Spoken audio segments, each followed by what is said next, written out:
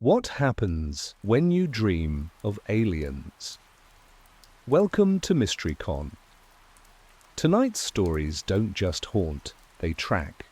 A sealed tunnel that hums your name, a floor that watches back. Dreams that map to real places. A signal that learns who you are. These aren't glitches, they're patterns, warnings. And you were never meant to notice. Like, subscribe. Hit the bell before the loop resets. Let's begin. I never believed in hidden worlds until the day I dreamed of one under New York. My name's Eddie Varela. I work night shifts for the MTA, mostly track inspections and maintenance.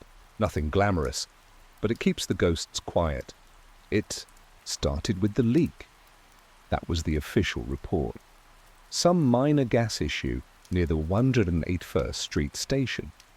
But we all knew it was worse. I was on a late shift that night, inspecting tracks for hairline fractures, when the alert came through my radio. A tremor in the wall, followed by a collapse in one of the older utility corridors. Routine stuff, except the location didn't make sense. There shouldn't have been anything behind that concrete. And yet, when the dust settled, I swore I saw something before the floodlights came on, just for a second. A smooth surface like steel, curved and dark, then gone. That night, I couldn't sleep. When I did, the dreams came. Same one every time. A corridor that shouldn't exist, lined with flickering fluorescent lights, the kind they stopped using decades ago. I walk down it, always barefoot, always drawn forward by a low hum I can feel in my chest. The walls are too close, and there's a smell, ozone and wet copper. Then the figures appear. Humanoid, but wrong. Their faces twitch like old TVs stuck between channels, all static and flicker. They never speak, not really. They just pulse. And every time I wake up before I reach the end of the corridor, drenched in sweat, my mouth full of the word I can't explain, Sublevel Z.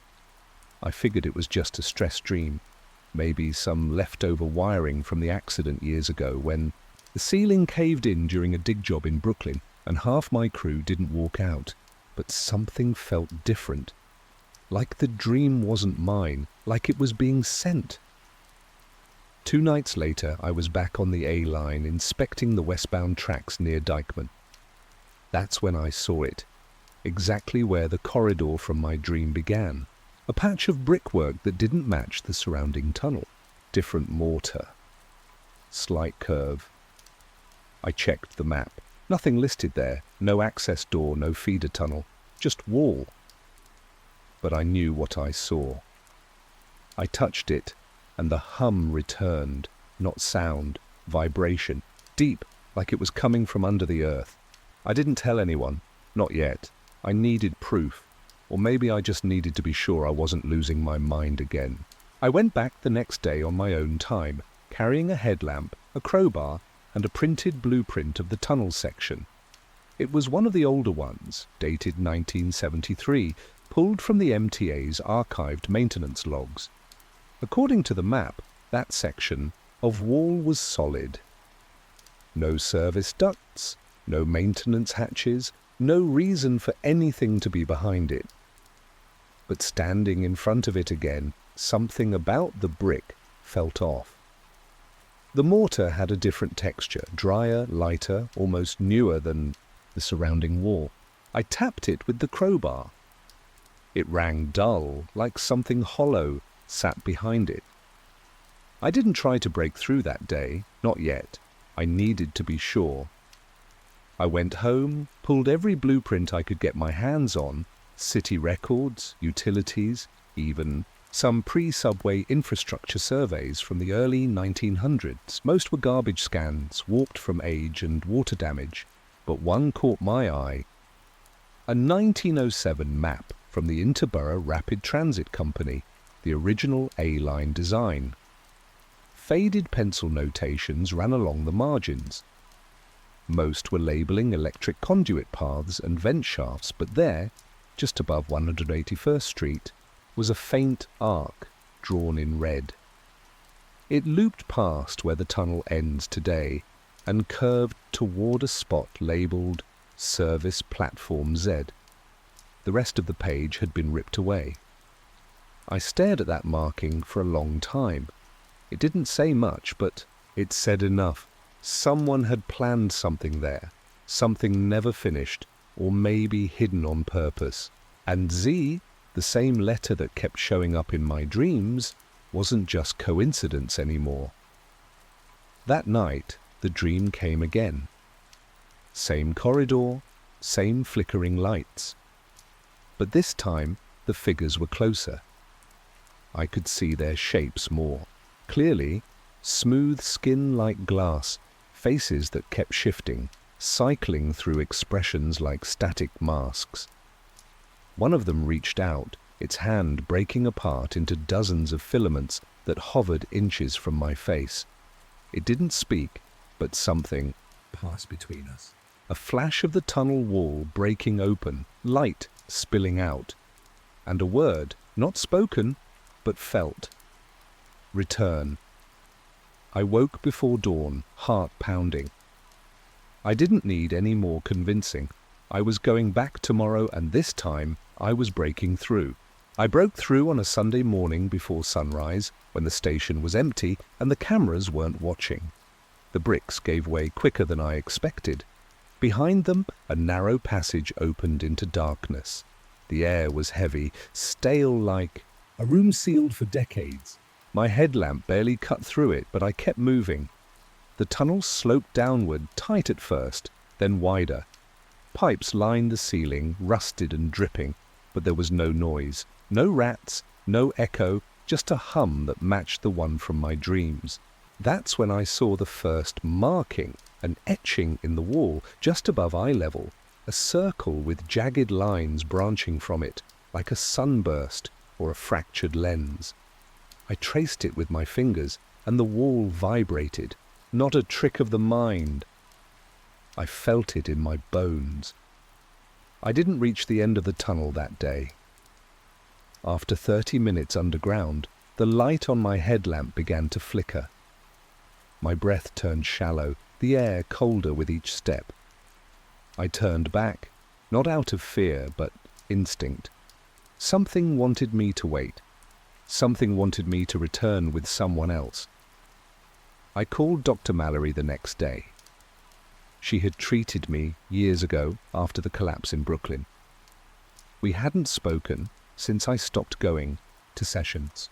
I told her I was having the dreams again and that they were changing. I expected her to brush me off, but instead there was a pause. Then she said, "You're not the only one." We met at her office in Queens. She showed me notes, anonymous, patients from different boroughs, each describing nearly identical dreams. A corridor underground, figures that flicker, the hum. She had charted their reports over time, and a pattern had formed. The dreams were clustering, geographic density, increasing frequency. Something was building. She asked if I had ever heard the phrase Sublevel Z. I told her it was the only thing I could remember clearly from the dream. She nodded, and for the first time since I'd known her, she looked afraid. "We need to go back," she said. "Together." We went in at 2:14 a.m. Dr. Mallory had insisted on bringing a body camera, plus a handheld monitor to track air, quality, and electromagnetic fields. I brought bolt cutters and backup batteries. The bricked entrance was still open, but something about it felt different, colder, like the tunnel had been waiting. As we stepped inside, the hum started again. Mallory stopped and looked at me. "That frequency, it's not random." She pointed to the monitor. The signal was steady, pulsing every 2.4 seconds, clean and precise. Not interference, not decay, a pattern. We followed the same path I had taken days before. The markings were still on the wall, but now there were more, symbols layered in black soot, almost hidden beneath old grime. Some resembled circuitry, others looked organic, like the veins of a leaf or the ridges in a fingerprint. At one point, Mallory crouched and traced a glyph with her gloved finger. The monitor in her other hand spiked, then froze. A few seconds later, the screen went black. We kept going. After maybe 100 yards, we reached a metal door. Unlike the rest of the tunnel, it looked modern, steel with no handle, sealed tight. At eye level, a glass panel blinked red. Mallory touched it. Nothing happened. I tried pulling at the frame, pushing, even hitting it with the bolt cutters. Still nothing. Then, behind us, we heard movement. Not footsteps, not voices, just a shift in the air, like something very large had exhaled deep within the tunnel. Mallory turned back to the panel and whispered, "It's a lockout, facial or ID-based. This was never public access." I asked her what that meant. She didn't answer right away. Then she said, "This was made to be found, but only by someone with clearance." We left quickly after that.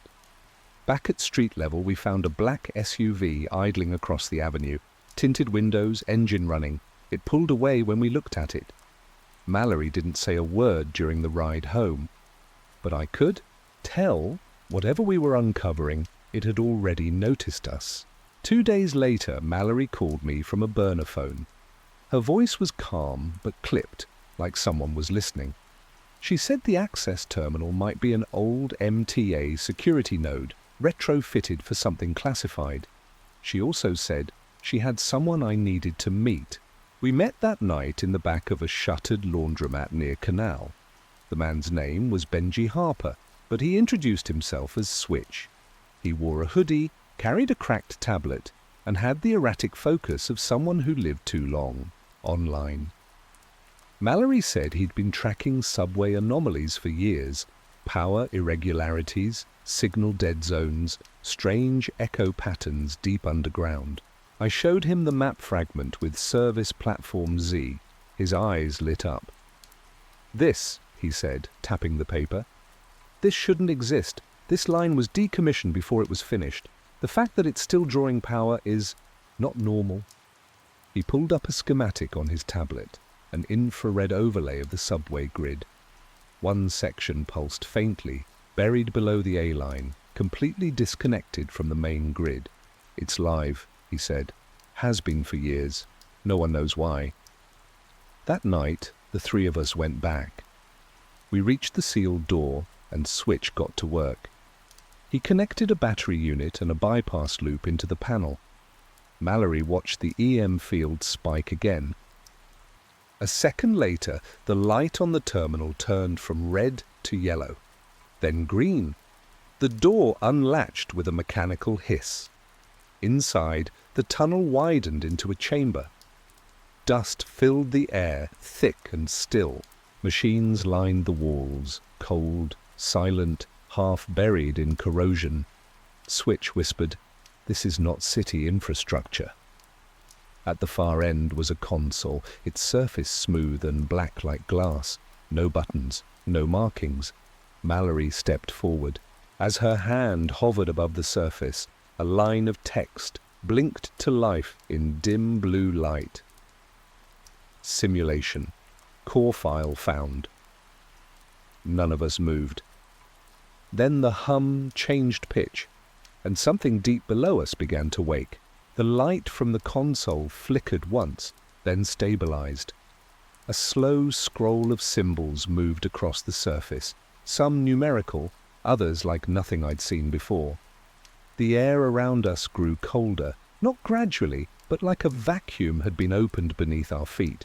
Switch muttered, "This isn't a terminal, it's a control surface." He reached toward it, but Mallory stopped him. "We don't know what it's connected to." Too late. The symbols froze. A second line appeared. "Core access requested. Verify identity." Then a soft, mechanical voice, not over any speaker, but inside the room itself, spoke a single word. "Eddie." I stepped back. Mallory looked at me, her face pale. "Did you touch anything?" I hadn't, but somehow it knew. I was there. The screen pulsed again. Identity confirmed. Then the machines on the wall began to stir. Soft clicks echoed through the chamber, followed by the slow groan of metal expanding after decades of stillness. Lights overhead, long rectangular fixtures, buzzed to life one by one, illuminating the space in sterile white. Pipes along the far wall vibrated.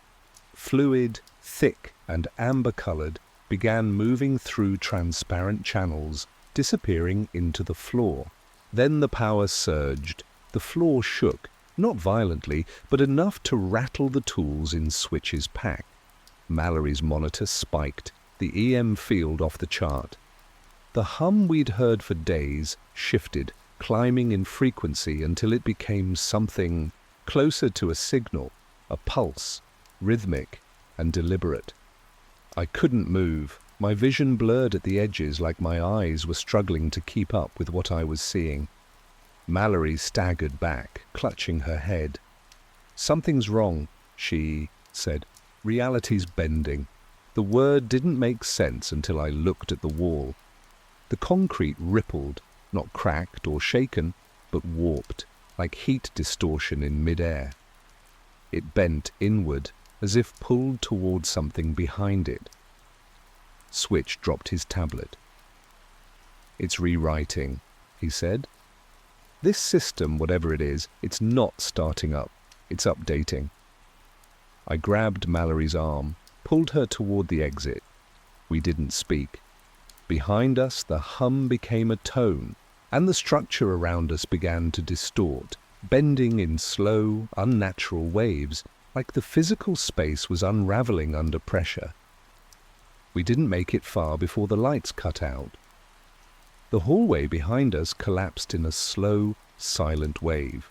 Not rubble, just absence. The space we had walked through seconds earlier was gone, replaced by a smooth black void that swallowed sound. Mallory froze. Switch backed away from it like it might reach out and take him too. "It's not a failure," he said. "It's pruning, like deleting parts of a corrupted file before they break the whole system." The console chamber was still lit, faintly. We moved back toward it, the only solid ground left. The screen now displayed something new. A date, followed by a command prompt. Cycle 245, termination, flag, overridden. Mallory stared at it, then whispered, "This has happened before." Switch stepped toward the console. "This isn't just a system, it's running simulations, full ones, cycles, versions of reality." He pointed to the screen. "We're inside one, and someone tried to stop the next reset." His fingers moved quickly, pulling up more layers of the interface. Behind the system code were logs, names, incidents, discrepancies in each cycle. One name repeated every few generations, E. Varela. Mallory looked at me like she'd just seen a stranger. "You weren't the first." The system chimed. A new prompt appeared. User key recognized. Prompt action, terminate cycle, join process. I didn't understand what join process meant, but I understood the choice. Either shut it all down or step into whatever came next. Mallory warned me, "We don't know what's real anymore. If we kill the system, we could wipe out everything. But if we let it run, we stay trapped in a loop." I asked Switch if there was a third option. He shook his head. "Not anymore." I stared at the terminal. My hands didn't shake. Somewhere, deep down, I had known. Maybe not in words, but in instinct. I wasn't here by accident. I reached for the screen, and the system waited. My finger hovered above the prompt. Mallory's voice was steady behind me, but quiet. Whatever you choose, you're choosing. It for all of us. Switch didn't speak. He just watched the code continue to evolve on his screen, the logs rewriting in real time. The system wasn't waiting. It was preparing. I pressed join process. There was no flash, no sound, just silence. The console faded to black. The hum stopped. A stillness settled over everything, so complete it felt like gravity had vanished. Then the chamber changed. The machines vanished. The walls fell away. We were somewhere else. Still underground, but not in the same structure. The space felt older. Rough stone walls surrounded us, damp and uneven, carrying the smell of dust and age like something that had waited undisturbed for centuries. A shape stood at the far end. Not one of the flickering figures, but something different, taller, more defined. It didn't move, it didn't speak, but something passed between us like before. Not words, just understanding. This wasn't a simulation we were trapped in. It was a fail-safe. Each version of reality had a window. A moment when one person, just one, was guided to this point. Most failed. Some never found the entrance. Some broke under the pressure. A few reached the prompt, but chose to terminate. The cycle, each reset wiped everything, started over. But this time, the system had adjusted. It didn't want a reboot. It wanted continuity. The presence faded. The chamber dimmed. The floor beneath us solidified into smooth concrete again. The console reappeared, dark, silent. Mallory turned to me. Did it end? No, I said. It stabilized. Back. At street level, the city felt unchanged.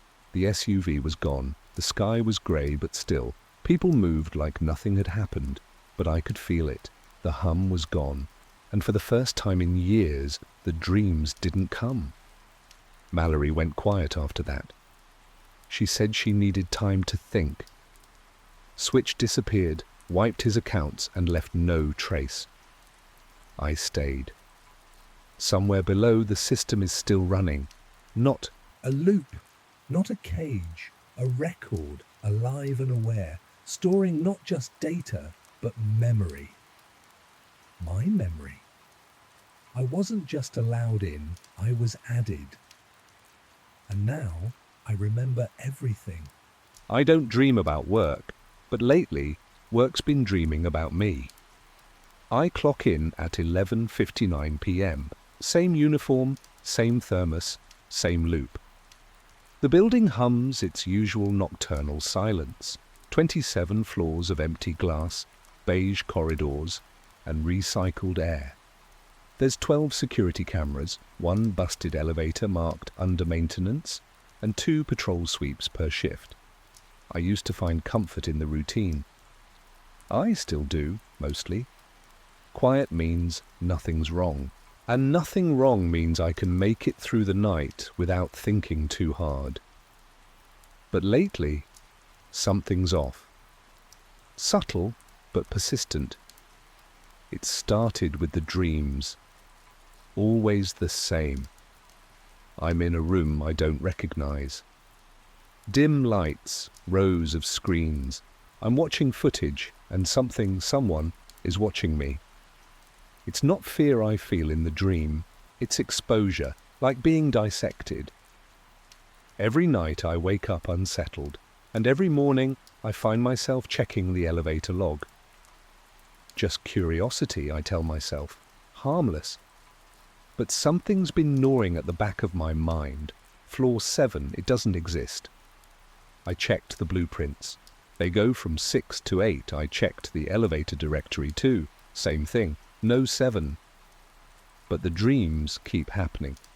And in them I'm always on that missing floor, always in front of those monitors, always being watched. I tell myself it's stress. Long shifts, sleep deprivation. But part of me is starting to wonder if this building is as quiet as it pretends to be. Last night, I timed it. From floor 6 to floor 8, the elevator pauses. Just under 2 seconds of dead air, no ding, no shift, just a low mechanical hum. It shouldn't. Every other floor clicks by with precision, but between 6 and 8 it lingers. Too long to be a glitch, not long enough to be obvious. I stood inside, tonight, watching the panel, thermos in hand. When the door shut on 6, I held the emergency stop. It jolted slightly like I'd interrupted something mid-breath. The screen flickered. Then, there it was. For less than a second, the number 7 lit up in red. The panel buzzed. The elevator groaned, then started moving again. I didn't let go. I hit the manual override hidden behind the control plate, an old trick someone once showed me on a different job. The elevator hesitated. Then it dropped, slow and unwilling, like it had remembered something it was supposed to forget. When the doors opened, the air hit me first. Warm. Still. Like a room that hadn't been disturbed in years. The hallway beyond was narrow, carpeted. The same dull brown you'd find in government buildings from the 70s. The walls were yellowed, textured with old plaster, and lit by long fluorescent tubes that buzzed faintly, flickering just enough to keep you unsettled. Everything smelled faintly of dust and something electrical.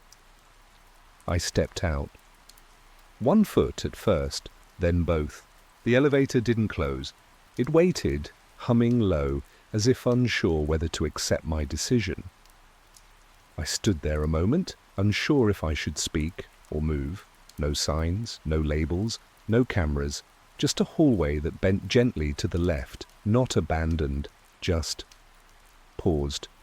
I couldn't shake the feeling that I was being watched, not from behind or from some hidden corner, but from the walls themselves, like the space remembered me. I took 1 step forward, then another, and the silence followed like a shadow. The hallway curved left, just like in the dreams. Same slow arc, same hum in the air. I followed it past a row of closed office doors. Most had no handles. A few were slightly ajar, revealing dim rooms filled with outdated terminals, beige towers, green monitors, thick CRTs blinking with static. No logos, no signs of recent use, just quiet machines running something I didn't understand. I stepped inside the largest room, drawn by the only screen showing movement. It flickered, then resolved into a grainy image. Me, sitting at my desk in the break room, last night's shift. Same posture, same cup of coffee, same slumped head. But it wasn't a recording. The timestamp didn't match. It was showing now. I blinked and looked around. Other screens lit up in sync. Each one showed a different angle of the same dream I've been having, down to the movements, the shadows, the grey figures behind the glass. They weren't human, thin, motionless, featureless faces turned toward me, just like always. I reached to turn one off, but the image stayed. No buttons, no response. I backed away, heartbeat steady but too loud in the room's silence. Then I blinked, and I was in the break room, awake. The coffee was cold. My thermos was still capped. I hadn't touched it. I checked the elevator logs. They showed me going down to 7, but there was no entry for coming back up. The cameras confirmed it. I stepped onto floor 7 at 2:12 a.m., but there's no footage after that. Just a dead feed. No signal until 3:46 when I'm seen walking the hallway on 12, staring straight ahead, like nothing happened. I keep thinking maybe I dozed off. Maybe I imagined it. But then I checked the security desk. One of the monitors, the one I always Leave on was showing that same grainy image of me in the break room. Same timestamp, real-time playback, but there's no camera in there, never has been. I stepped closer, trying to see where the signal was coming from. No wires, no network feed, just the hum of old machines running something I couldn't explain. I didn't understand how they worked, and somehow that made it worse. I started covering the hallway cameras with duct tape. One by one, told myself it was just to run a test, a calibration issue. Nobody checks these feeds but me anyway. But the images haven't stopped. They've just moved. The monitor in the security booth, same one that showed the break room, now cycles footage I can't explain. Clips of me walking empty halls, only I wasn't walking them. Not at that hour. Not in that uniform. In one feed, I'm asleep in the stairwell, curled against the wall like I laid down and forgot to get up. In another, I'm standing in the elevator, staring at the panel, not moving, for 13 minutes. I reviewed the logs. There's no power dip, no error codes. But my radio, left charging overnight, was already logged into a different channel. A restricted one. Channel 7. We don't use that frequency. I tried scanning it. Static. But underneath, I swear there's something else. A low click. Repeating like a code. The dreams haven't stopped either. If anything, they're worse. I wake up disoriented, sweating but calm. Too calm, like I'm not surprised anymore. The figures, grey, faceless, they're clearer now. They don't move, but they're behind things. Behind glass, screens, elevator doors, window reflections. I started avoiding mirrors at night. Too many chances to see them. I unplugged everything. I could. Monitors, terminals, even the vending machine. It didn't help. I still see them, especially on floor 7, but now I think they're seeing me too. The last time I stepped inside, I didn't go far, just to the threshold. The lights. Above flickered once, then stabilized. The air was warm again, stale like before, and I heard it, faint from somewhere down the hall. A soft, looping sound, like static, broken by breathing. The terminals in the dark started waking up, one by one. Each showed a face. Mine, but slightly wrong, off by fractions, wrong hairline. Wrong blink rate, not recordings, not mirrors, I think they're versions. And whatever lives down there isn't just watching us, it's studying us, one face at a time. I didn't plan to bring the crowbar, but after last night, after watching myself on a screen I know doesn't exist, I couldn't shake the need to act. My mind kept looping, caught between memory and playback. At some point, that fear shifted. It became need. I had to see what was behind the walls. I had to make it real. So tonight, I brought a crowbar, tucked it under my coat, past the cameras, past the glass lobby. I waited until the third patrol sweep, when the building runs its quietest, and pried open the panel beside the elevator. There's drywall behind the metal, layers of it. I peeled them back, one sheet at a time, until the shaft was exposed. Floor 7 isn't a ghost, it's real. A physical level, hidden behind false infrastructure. I could see the outline of a door sealed from the inside. Concrete poured around a frame that doesn't match the rest of the shaft. I followed a narrow service ledge until I found a vent cover. It was old, rusted through at the corners, but it led into a corridor I hadn't seen before. Dim lights flickered above carpet that sagged from moisture. The air was thick, sour, like old paper, and heat from machines long left running. At the end of the hallway, I found a door marked with a faded stencil observation. I forced it open. Inside was a lab, or something close to it. Rows of filing cabinets, broken projectors, punch card readers, and walls covered in schematics. Diagrams of faces, not drawings but composites. Data points mapped across skulls, pupils measured in millimeters, smiles broken into angles and timestamps. Each file had a label. Some were names I didn't recognize. One was mine. My face printed in segments, dated, labeled Phase 2. I rifled through the drawers until I found a box of old tapes, thick reels, handwritten notes on the labels. I tried to destroy them.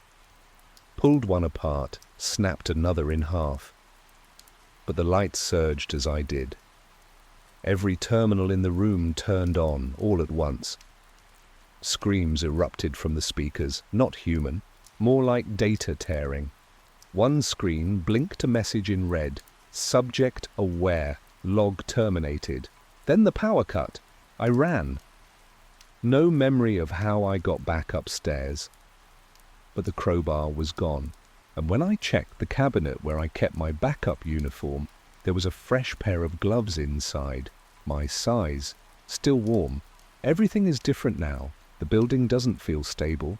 Doors I lock at the start of my shift are open again by midnight. Hallways double back when they shouldn't. Lights flicker in patterns, not random, but rhythmic, like signals I'm supposed to understand. I've stopped calling for backup. No one answers anyway. The phones still ring but never connect. The few times I've picked one up, I only hear silence, or worse, my own voice, repeating sentences I never said. Last night, I went up to the 24th floor. It has the emergency radio terminal. I thought maybe I could reach someone outside. But the screen wasn't showing a live feed. It was looping. A perfect playback of my last shift, every movement, every patrol, even the moment I microwaved dinner at 2:04 a.m. I checked the timestamp. It was 3 hours behind. I watched myself patrolling a hallway I hadn't visited yet. But I recognized the camera angle. That hallway doesn't exist anymore. It was sealed off months ago for asbestos testing. I opened the door to check. Same hallway. Same flickering light. Except I wasn't there, just the air. I started walking faster after that. Not running, not yet. But I stopped trusting the elevators. I took the stairs all the way down to the basement. Every step echoed twice, like someone was following one beat behind. The stairwell ended where it always has, but the signage was new. Instead of maintenance access, it read return loop, same font, same wear, but those words have never been there. I looked up at the security monitors in the boiler room. 4 screens, 4 versions of me, standing in 4 different parts of the building. One was making coffee, one was checking a fire door, one was asleep, one was staring directly into the camera.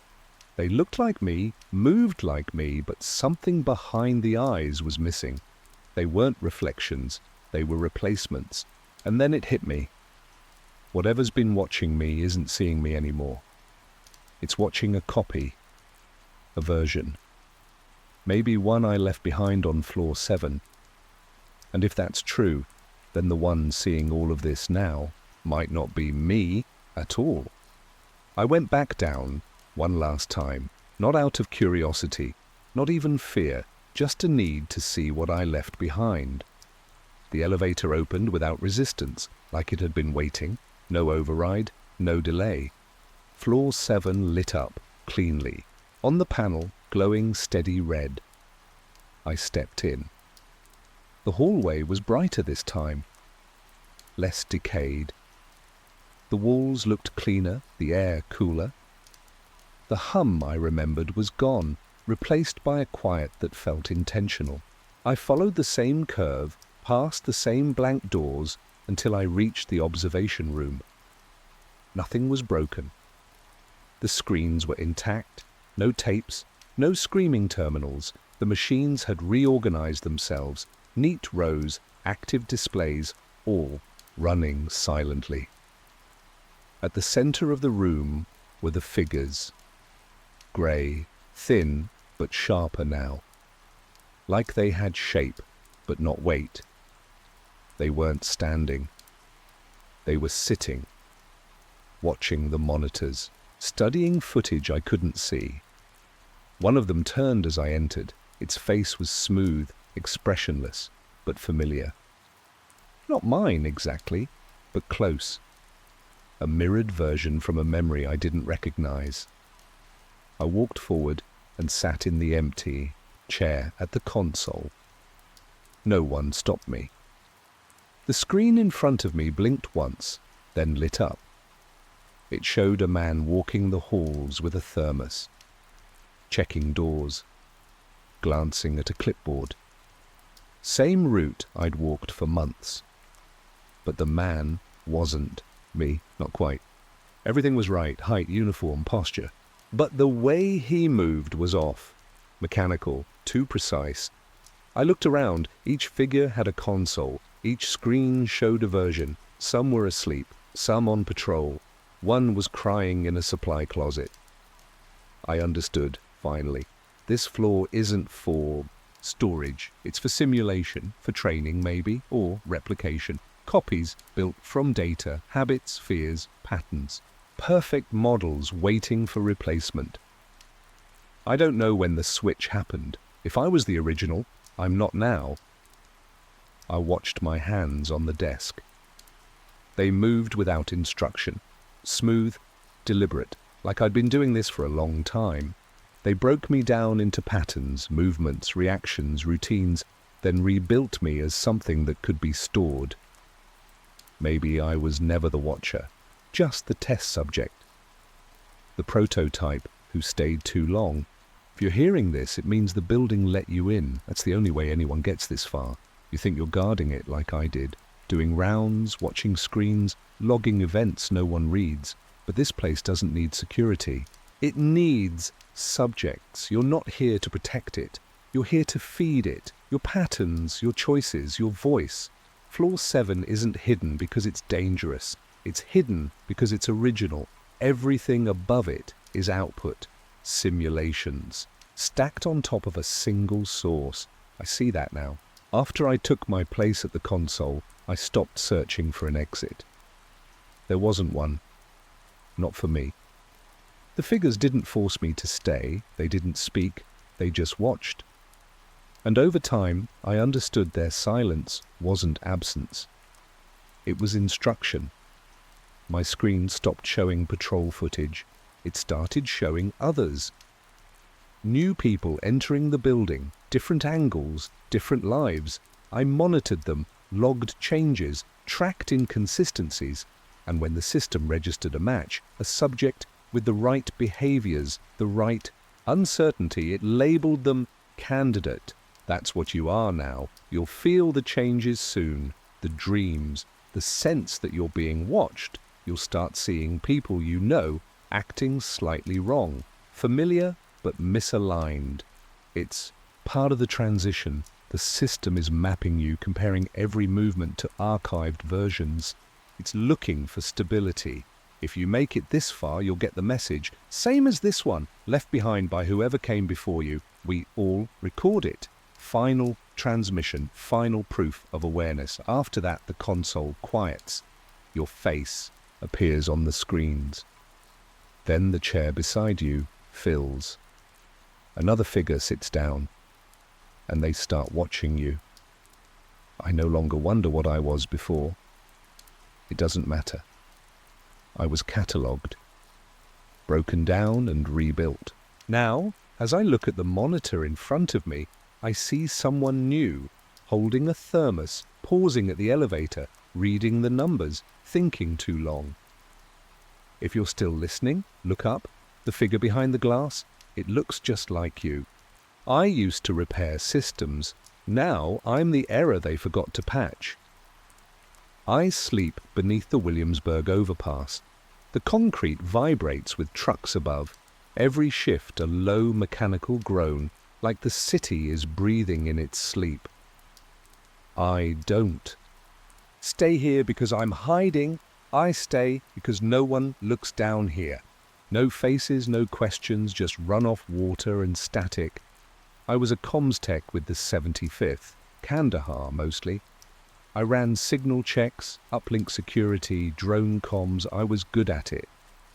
Then came the shelling, and they sent me home with a tremor in my hand and pills that made me feel like I was made of cotton. They said the dreams would fade. They didn't. Angular glyphs, pulsing blue, humming under my skin. I thought it was a withdrawal, but the first one I saw in real life was outside. Con Ed substation on Avenue D half melted into the sidewalk. The next day, that substation exploded. No explanation from the news, just one of those equipment failure headlines that disappear in a day. I walked past the tape and stared at that melted curve of light-etched concrete, and I felt it. Felt it in my chest, like feedback. I told myself it was a coincidence, but something in me stopped calling it a dream after that. Something said, "You didn't imagine this, you noticed it." I tried not to think too hard. I kept my head down, busked for quarters, ate when I could, slept when I couldn't stay awake, but the symbols kept coming, drawn into condensation on windows, scratched onto metal grates, appearing in my mind the second before I slipped under. Always the same frequency, always before something broke. Maybe I'm broken too, maybe that's why I see them. But broken things don't predict explosions. The city talks when no one's listening. I started listening. I started walking the grid, day and night, uptown to Battery Park. I traced power lines, checked service boxes, wandered near subway stations like I belonged there.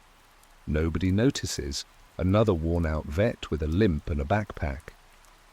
You blend in. You become scenery. That's how I found the second symbol, behind an elevator shaft in a public housing complex on East 9th. Same shape, same glow, barely visible unless the light hit it right.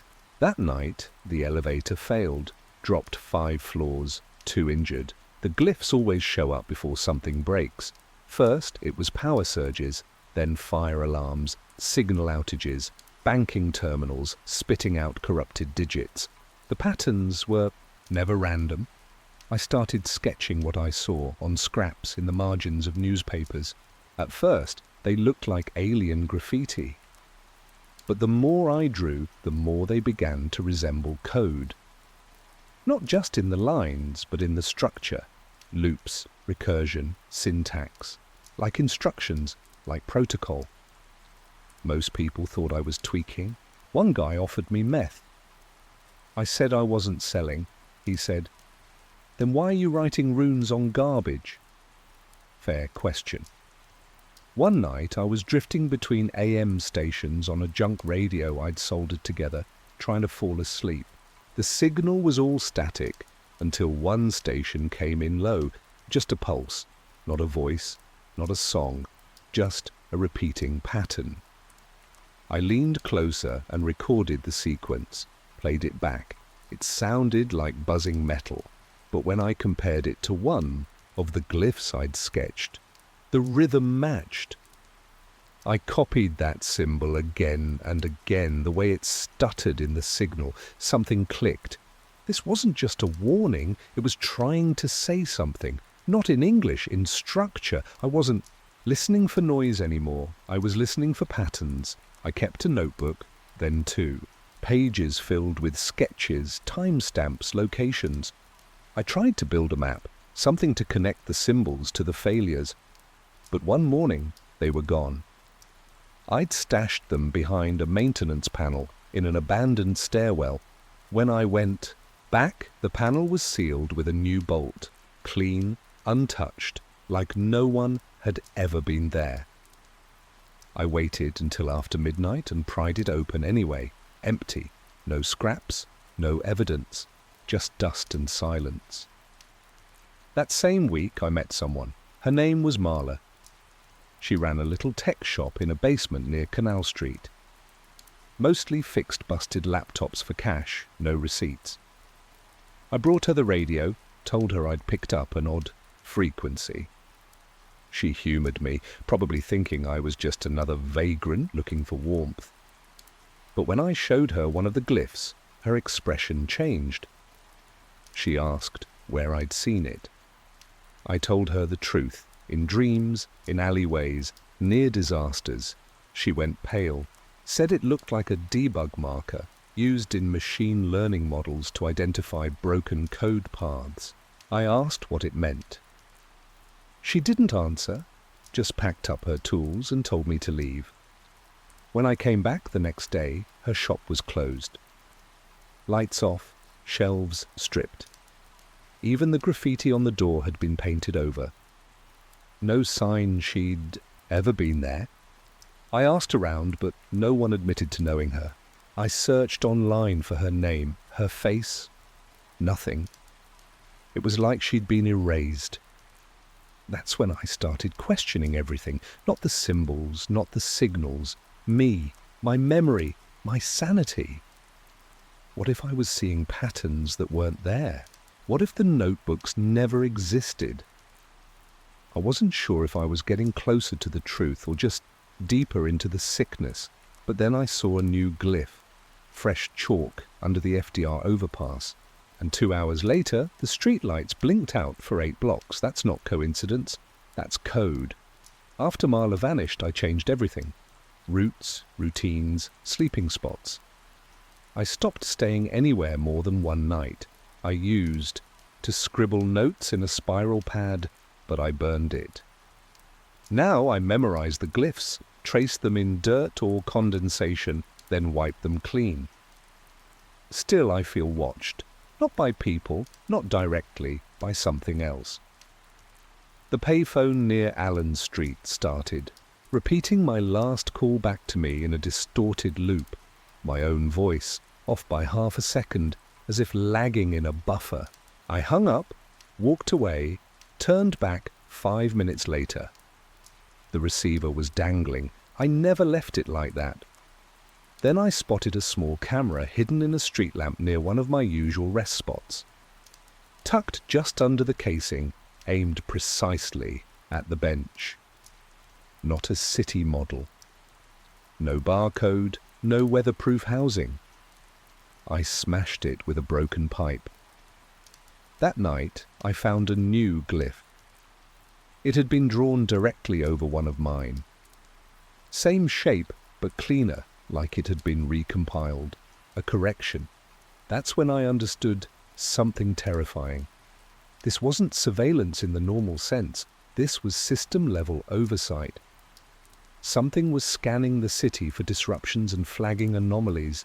I wasn't being hunted, I was being debugged. The symbols I found weren't left behind, they were inserted, placed intentionally at fault points, then overwritten after failure. I wasn't decoding a dead language, I was tracing a live process, and whatever is running that process sees me as a redundancy. A self-aware exception in a closed system. I'm not just out of place, I'm in violation. I tried reaching out to someone I trusted, an old army buddy who owed me more than a few favors. But the email bounced. Server not found. I called his last number. Disconnected. I checked online. No social, no mentions, nothing. He's gone, just like Marla, just like the notebooks. They're not silencing people. They're erasing variables. If I can't break the system, maybe I can jam it. I found an old shortwave rig in a salvage yard in Red Hook. It barely powered on, but I knew how to fix it. I stripped the casing, resoldered the board, rigged a battery bank, and fed the antenna through a drain pipe. It wasn't pretty, but it worked. At 2:17 a.m., I went live on a narrow band. No intro, no name, just the truth. If you're hearing this, I'm still breathing, and if I'm breathing, they haven't found me yet. I read the symbols aloud. The shapes, the timing, the locations. I listed the disasters. Power grid surge in Queens. Predicted subway fire at Delancey. Predicted structural collapse at 14th and Broadway. 2 days early. I kept my voice calm, matter of fact. I didn't ask anyone to believe me. I just asked them to look. The first few nights, the signal held, but then the interference started. Static pulses exactly every 27 seconds. Then silence. Then the signal would resume, but something was off. The recordings I played came back altered, words missing, intervals compressed. I tried moving locations, different rooftops, tunnels, old warehouses. Each time the jamming returned faster. They were tracking the frequency, adapting in real time. That's when it hit me. The glyphs aren't warnings, they're functions. Each one triggers or suppresses something in the world, an event, a failure, a correction. I wasn't broadcasting truth.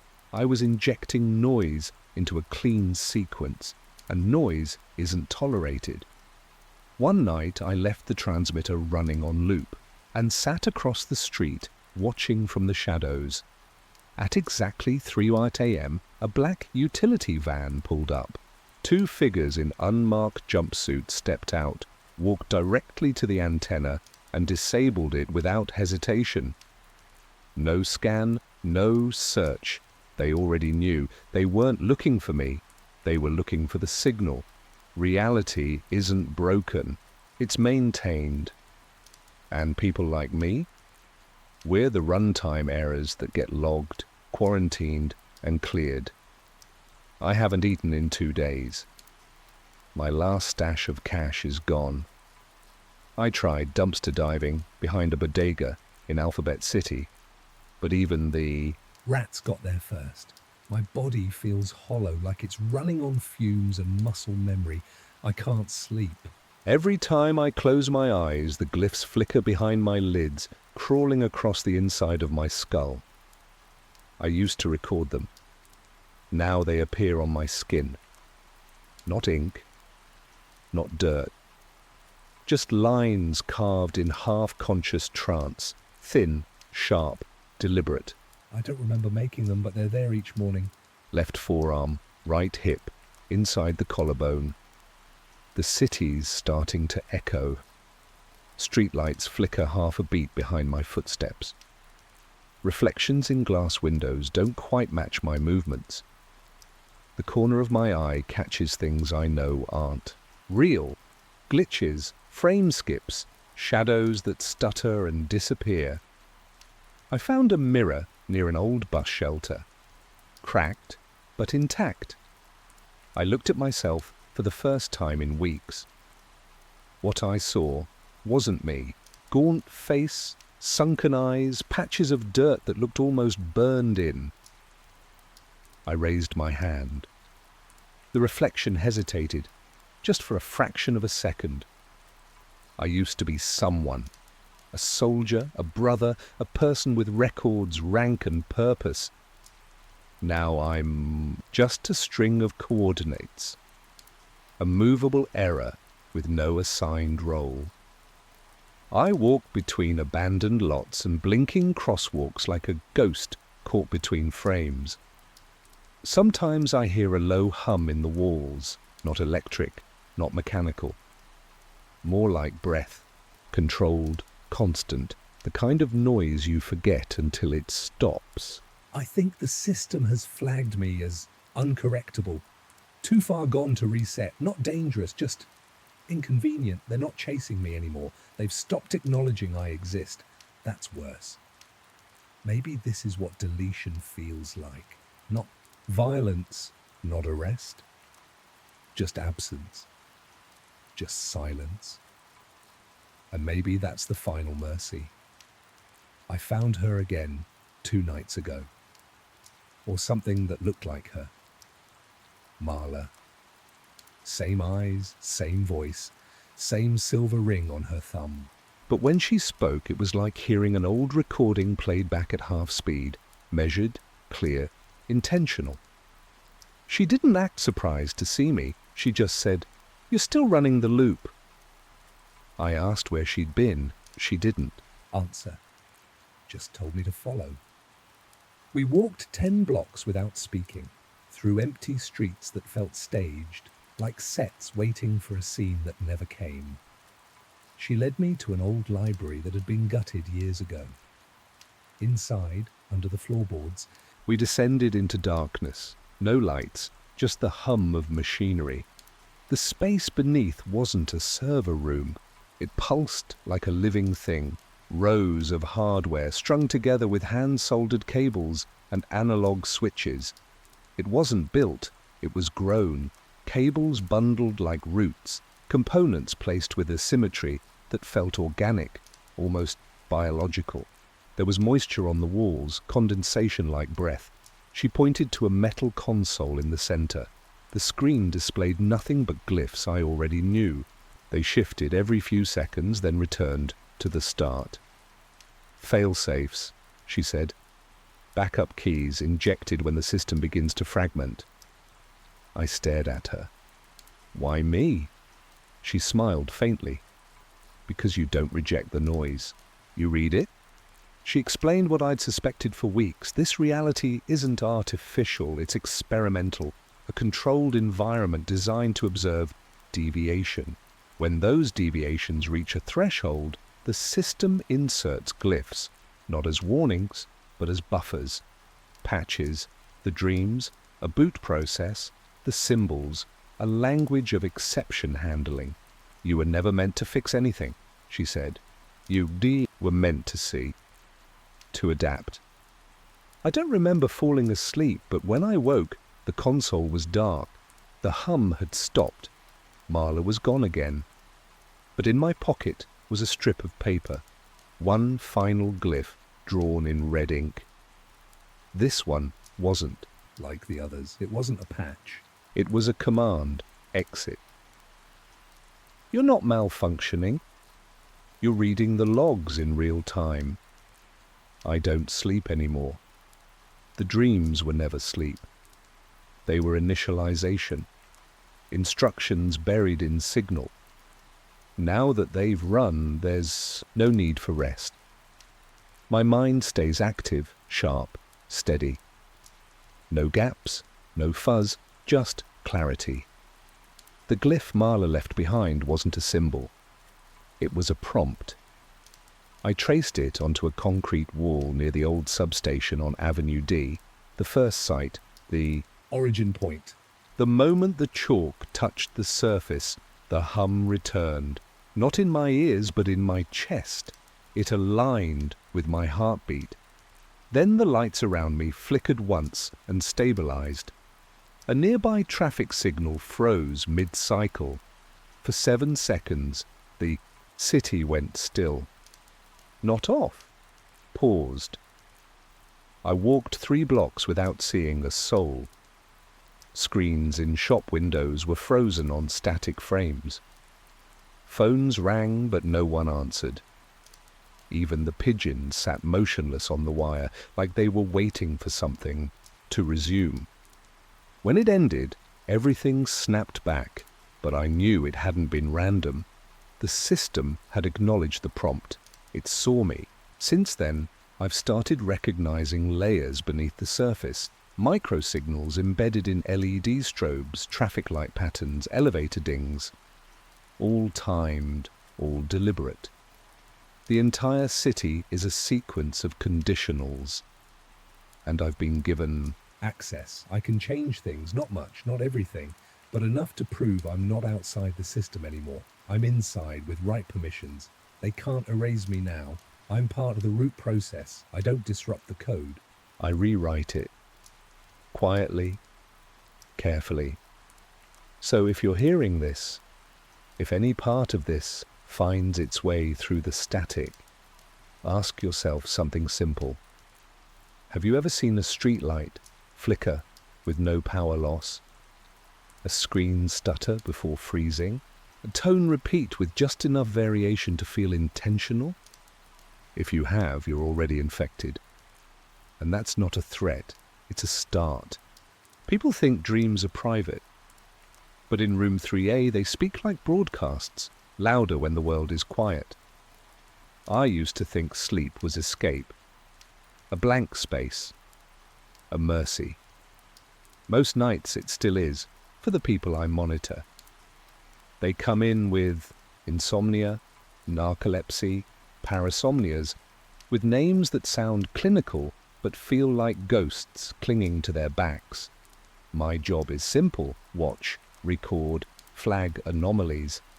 I used to like how detached it was, the regularity, numbers replacing faces, until Peter R., patient NUD6, spoke, mid-REM, not just mumbling, not dreaming, chanting. The voice didn't match the waveforms, his breathing stayed steady, unbroken, but the words came out in rhythmic pulses, like code, like liturgy. I wrote down what I could, played it back, slowed it down. It didn't match any language I knew. Not Slavic, not Semitic, not tonal. It bypassed all linguistic databases I had access to. But one phrase returned. Clear, steady. The builders are returning. I flagged the file, filled out the form, let it sit in the pending folder. A few nights later, same thing, different patient this time. A woman named Alina K. brought in for nocturnal epilepsy assessment. Same phrase, 13 minutes into REM. Then it happened again, and again. 5 patients, no overlap in history, no shared medication, no known contact, but the same words, the same timing. My supervisor suggested stress, said I was pattern seeking. She smiled when she said it. The kind of smile people wear when they don't want to believe something strange is happening. But something was. Something that made me sit at my station longer than I had to. That made me re-watch the feeds even when I knew what they'd show. I haven't told anyone this part, but after the 3rd case, I stopped sleeping right. I'd lie in bed, not tired, just waiting.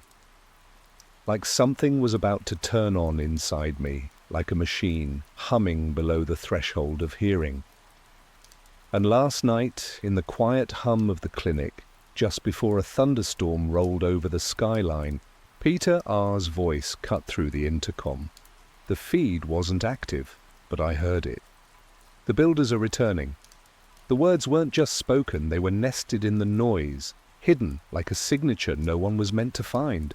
I isolated the audio from Peter R.'s REM cycle, ran it through every translation algorithm available to the lab. No matches, no structure, just noise with a rhythm. But buried in the spectrogram, layers below human hearing, was the same phrase. The builders are returning. Not spoken, embedded. I thought it was a software glitch at first, but then I ran the same scan on Alina's file. Same result. Identical timestamp, 13 minutes, 17 seconds into REM. I cross-referenced EEG data, overlaid their brain activity frame by frame. It didn't just align, it formed something, a shape, a structure, like topographic data rendered through neural energy. The shape repeated in each case. It wasn't symmetrical, but it had intention. It looked like a map. I shouldn't have gone further, but I did. I took the composite and converted it into spatial coordinates, just to see. Maybe it was noise. Maybe my brain was doing what Mandel warned me about, seeing patterns in static. But I couldn't ignore it. Each patient added clarity, like layers of glass, sharpening a single image. 6 patients in, the coordinates settled into something precise: latitude, longitude, an actual place. I checked our patient histories again. No shared origin, no mutual contacts. They didn't even speak the same native languages. Whatever connected them wasn't from their lives, it was from somewhere else, something deeper. I went back into the recordings, filtered out known frequencies. What remained was raw signal, a pulse, 39 hertz, steady like a heartbeat. Beneath the dialogue, I played it through analog headphones. The room felt colder, my skin tightened. The machines around me, monitoring other patients, briefly spiked. like they were listening too. I documented everything, logged it on a separate terminal not connected to the clinic's server. I didn't want anyone seeing this yet. Not until I understood what I was looking at, what they were hearing. I re-watched Peter's session one more time.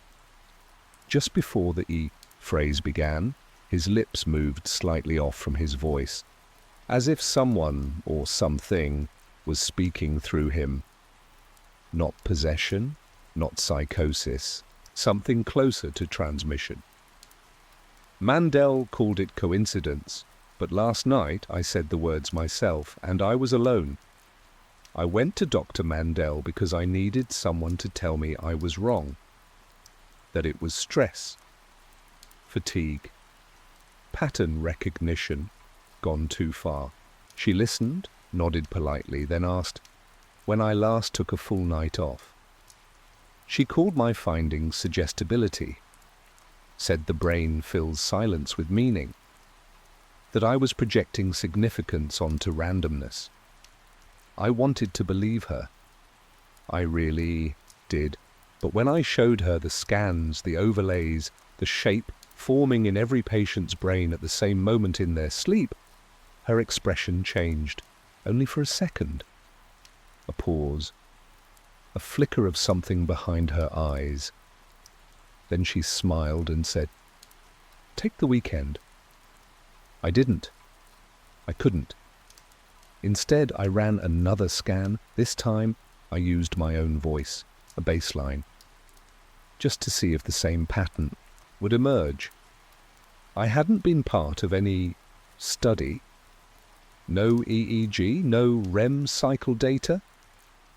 But when I checked the audio recorder I keep by my bed, something strange was there. A brief clip, time-stamped at 3:17 a.m. My voice, unmistakable, but wrong. Slower, more deliberate. I played it back 10 times before I believed it. "The builders are returning." The same phrase, same cadence. I don't remember recording Anything. I don't remember dreaming. I pulled the audio into the spectrogram. The sub-frequency pulse was there, 39 hertz, same as the others. I checked the waveform and almost dropped the headset.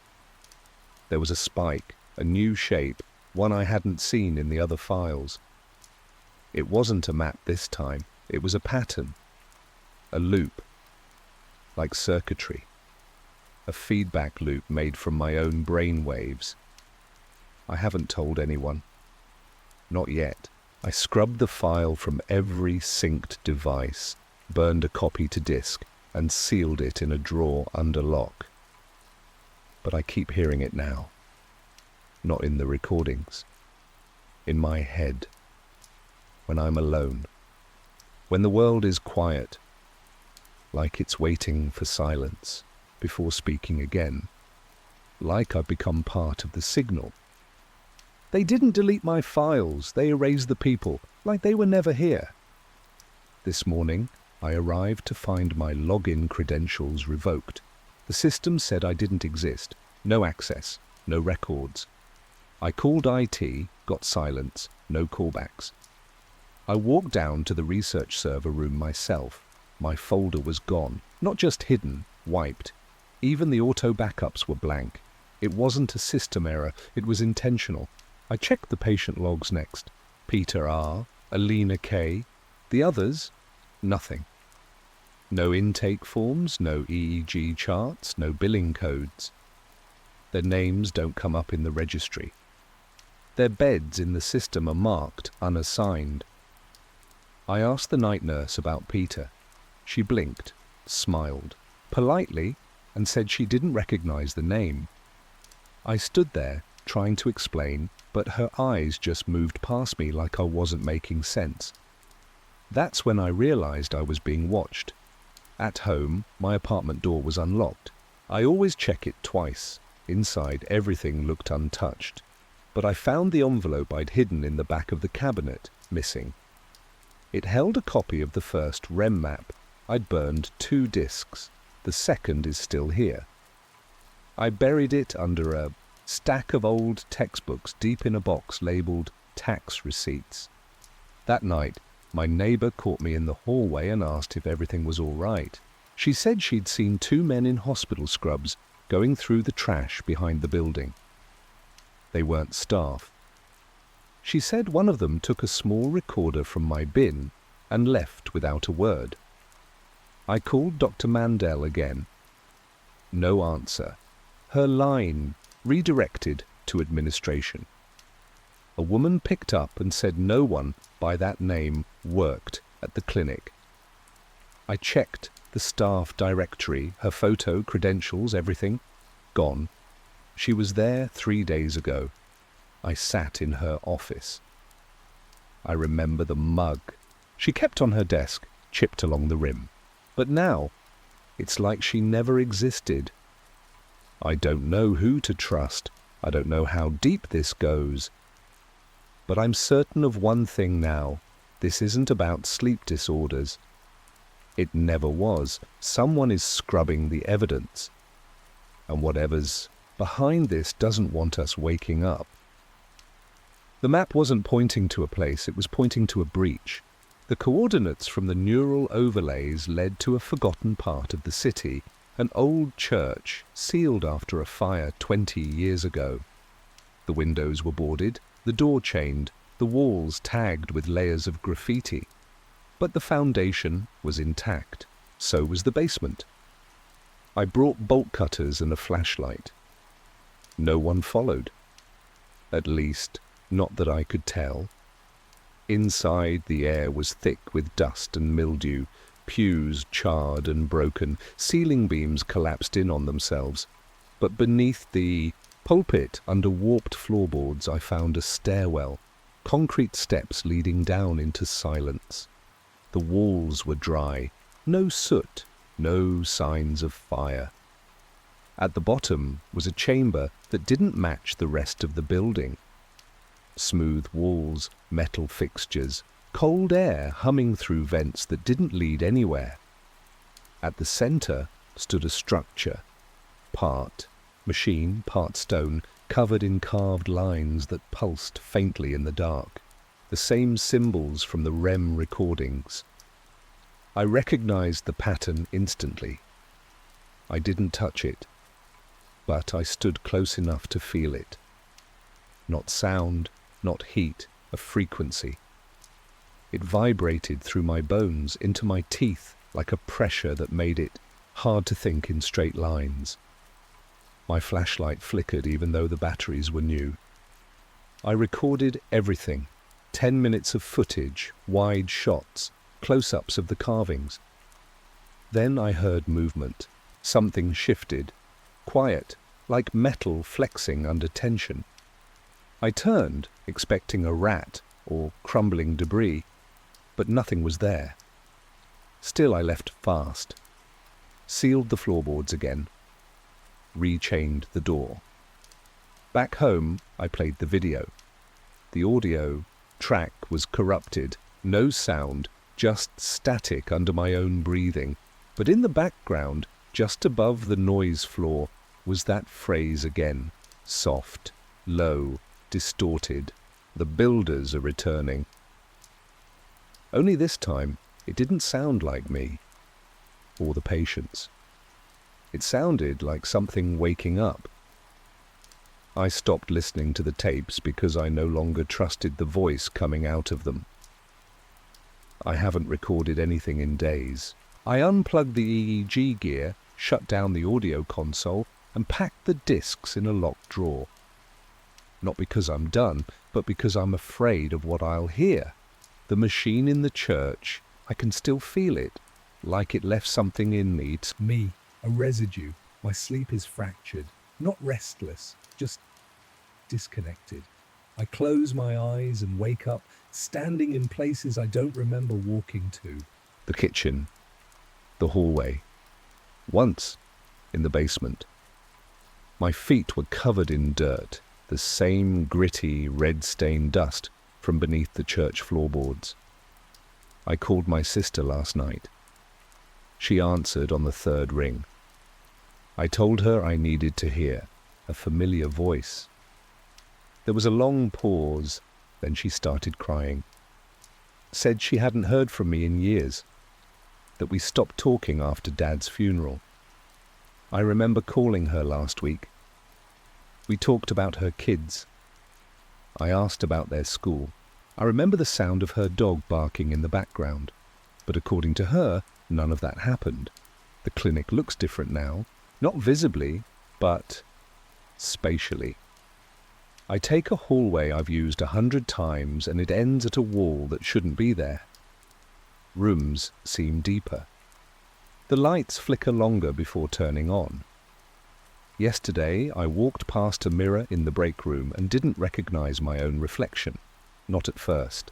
The face was mine, but the eyes were waiting for something I couldn't see. I lost time again this morning. I sat down at my desk at 9 old a.m. I remember logging in. Then I looked up, and it was 4:12 p.m. My notes were updated. 4 full entries, written in my hand. They make sense technically, clear, structured, focused. But I don't remember typing a word. It's like someone else used my mind while I stepped out. I keep thinking it started with the patients, or the recordings, or the machine in the church. But maybe it started earlier. Maybe the dream was thinking I was ever awake. They were never returning. They were always here, waiting for us to finish building the receiver.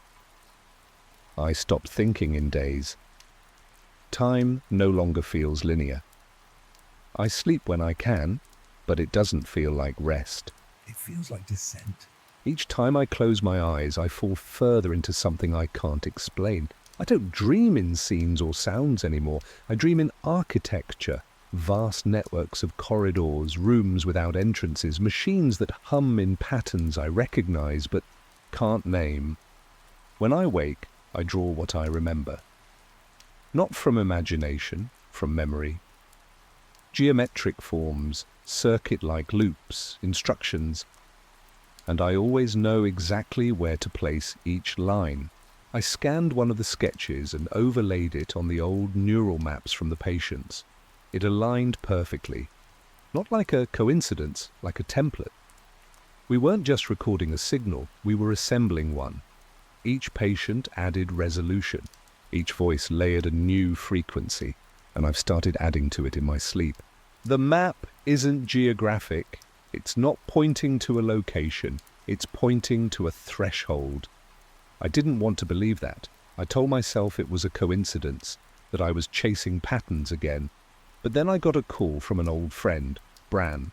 I sent him a disc last week, the only clean copy of the original patient recordings. He picked up the phone, but he didn't speak. I heard breathing, then faintly the phrase, My own voice. The builders are returning. The line cut. I haven't heard from him since. The phrase isn't a warning. It's a trigger. A sequence. I played it back through analog equipment again, but this time I slowed it down, matched the waveform to the subharmonic pulse. When it aligned, the clinic's motion sensors activated in 3 rooms where no one was assigned. Doors opened by themselves. The power flickered for exactly 13 seconds, and every screen displayed the same static symbol, the loop I saw in the church. This isn't about language. It's not even about sound. It's about synchronization. Our minds are the antenna, our thoughts the medium. They aren't speaking to us, they're speaking through us. I've stopped resisting. The voice I hear now isn't external, it's mine, but modulated, shaped, refined. There's no me left to resist, only the signal, finally clear. If you're hearing this, it means the signal found you too, and it's already begun. I've severed every digital line. Nothing here speaks to the network anymore. No Wi-Fi, no smart systems. I write with pens. I hide the tapes in lead-lined boxes under analog safes in places the current won't reach. It's not enough. I know that. But it's all I can still control. This is the last trace I'll leave. They don't move in bodies. They don't need to. They live in frequency, beneath hearing, behind language.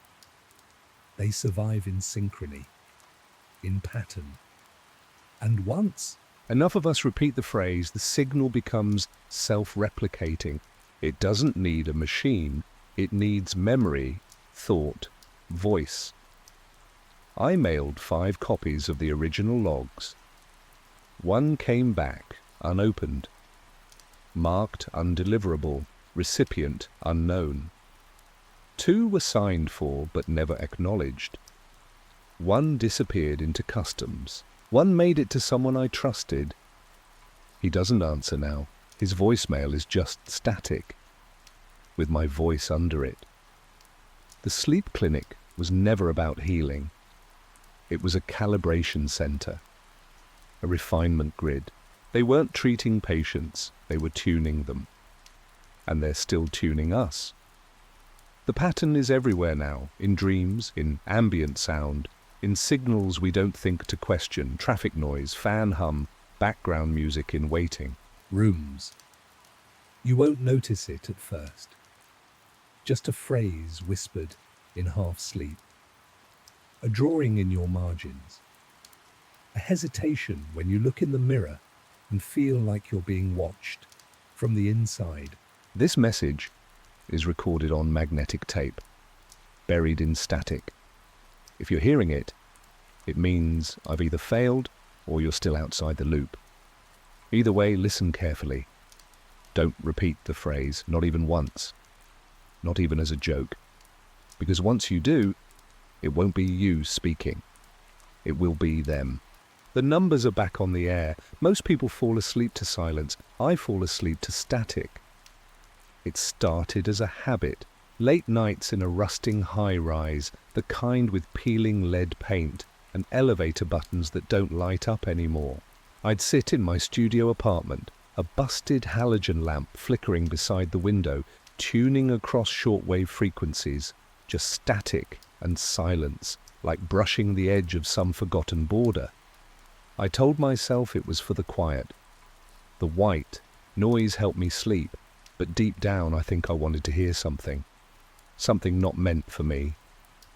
I've been tuning to these bands since I was a kid. My dad was military, kept an old shortwave set in the garage. I never really knew what I was listening for, but maybe it was listening for me. 3 nights ago, the dreams began. I was standing beneath a violet sky, clouds moving in geometric patterns, pulsing. Not rolling, pulsing, like a signal.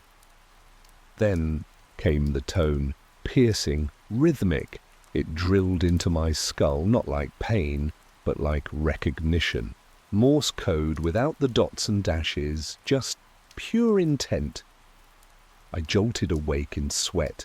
The radio was still on, but something was different. The static wasn't random anymore. It was stuttering, measured, like a loop trying to unfold. I stared at the receiver, unsure whether to be afraid or fascinated. I recorded it out of habit, a few minutes of clipped distortion, like a machine trying to remember how to speak. I told myself it was nothing, interference from a storm maybe, or bleed over from a broadcast tower. But it wasn't like anything I'd heard before, and I've heard a lot. Ham radio's a dying art, sure, but you get good at telling what's man-made and what isn't. I played it back. Again and again, the same stuttering burst, same modulation. My headphones hummed as if something was waiting inside the pattern. I couldn't stop listening. You ever feel like a machine is trying to speak your language? The next day, I transferred the audio into my laptop. I ran it through a simple waveform visualizer just to see if it had any symmetry. The file spiked in a pattern that caught my attention immediately. It wasn't just noise, there was structure to it. I pushed it through a binary parser I'd used once for an old decoding contest online. A few adjustments, some cleanup on the data points. Then I saw it. Zeros and ones, clean breaks, segments, too precise to be natural. I converted it again, line by line. The first result was a string of digits, 15 in total. It looked like nothing at first. Then I recognized the format, a pair of coordinates. I dropped them into a map. South Side, Chicago, industrial block. Nothing special on the satellite image, just an overgrown lot beside the tracks. But curiosity had already overridden doubt. I took the train that afternoon. The location led me to a rusted-out telecom tower behind a chain-link fence. It was the kind of structure you forget exists, thick with vines, the warning signs long faded. The padlock was snapped open, probably years ago. On the concrete foundation, faint but legible, someone had spray-painted a number, 3 and 14. I took a photo, walked the perimeter. Nothing else stood out. No lights, no sound, no signs of recent activity. I almost convinced myself it was a coincidence, until the following night, when the signal came back.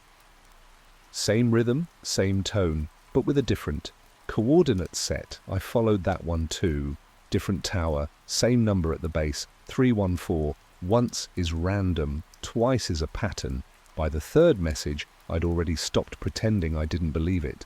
Something was reaching out and using me to find these places. I didn't know what they meant yet, but I couldn't walk away now. I called my old buddy who worked with comms in the Air Force, told him about the towers. We hadn't talked in years. I figured he'd laugh it off, maybe throw out a theory or two. But when I mentioned the towers and the number 314, he went silent. Not the kind of pause where someone's thinking, more like they've heard something they were told to forget. After a few seconds, he cleared his throat and asked me if I was recording the signals. I told him I was. He said to stop. Right. Away. I asked him why. He said there were rumors back in the 80s about classified microwave pulse tests, fringe cognitive experiments. He called it signal seeding. Said the project was nicknamed Echo Halo. I asked what it was supposed to do. He told me it had something to do with synthetic dreams and behavioral priming, but the records were sealed before he got close. Then I asked him about 314. That's when he hung up. I stared at my phone, the call screen still active for a moment before it went black. No message, no follow-up, just silence. I didn't call back. I sat in the dark, wondering how deep I'd gotten already. I wanted to believe it was some dead experiment, forgotten tech rusting in forgotten towers. But later that night, the static came again. And this time it didn't wait for me to fall asleep. It hit just after midnight. A sudden high-frequency pulse that came through the receiver and knocked the power out for a few seconds. The lights flickered. The radio whined. I sat up straight in bed, heart racing. It wasn't a dream. The tone I'd heard in my sleep was playing now, loud and sharp, like it was inside my head instead of the room. The signal had shifted bands. It had adapted. And now I was fully awake when it arrived. There's a new voice in the static now. And it knows my name! I didn't sleep after the last transmission. The tone had changed, still pulsing, still patterned, but layered now. Faint beneath the main signal, a whispering texture had emerged. I thought it was noise at first, but when I filtered the audio and slowed it down, I heard it clearly. My name. Repeated. Whispered. Buried deep, like it was meant to go unnoticed unless you knew to listen. I shut the laptop, sat back. The room was dark, but I felt watched. Like the signal wasn't just heard, it was aware. The next few days I started noticing the SUV. Same one, always a block or two away. Windows tinted, engine off, no plates I could see. Sometimes parked across from my building, other times near the old deli where I grabbed coffee. Never moving, never obvious. but always there. At night, the signal returned, louder each time.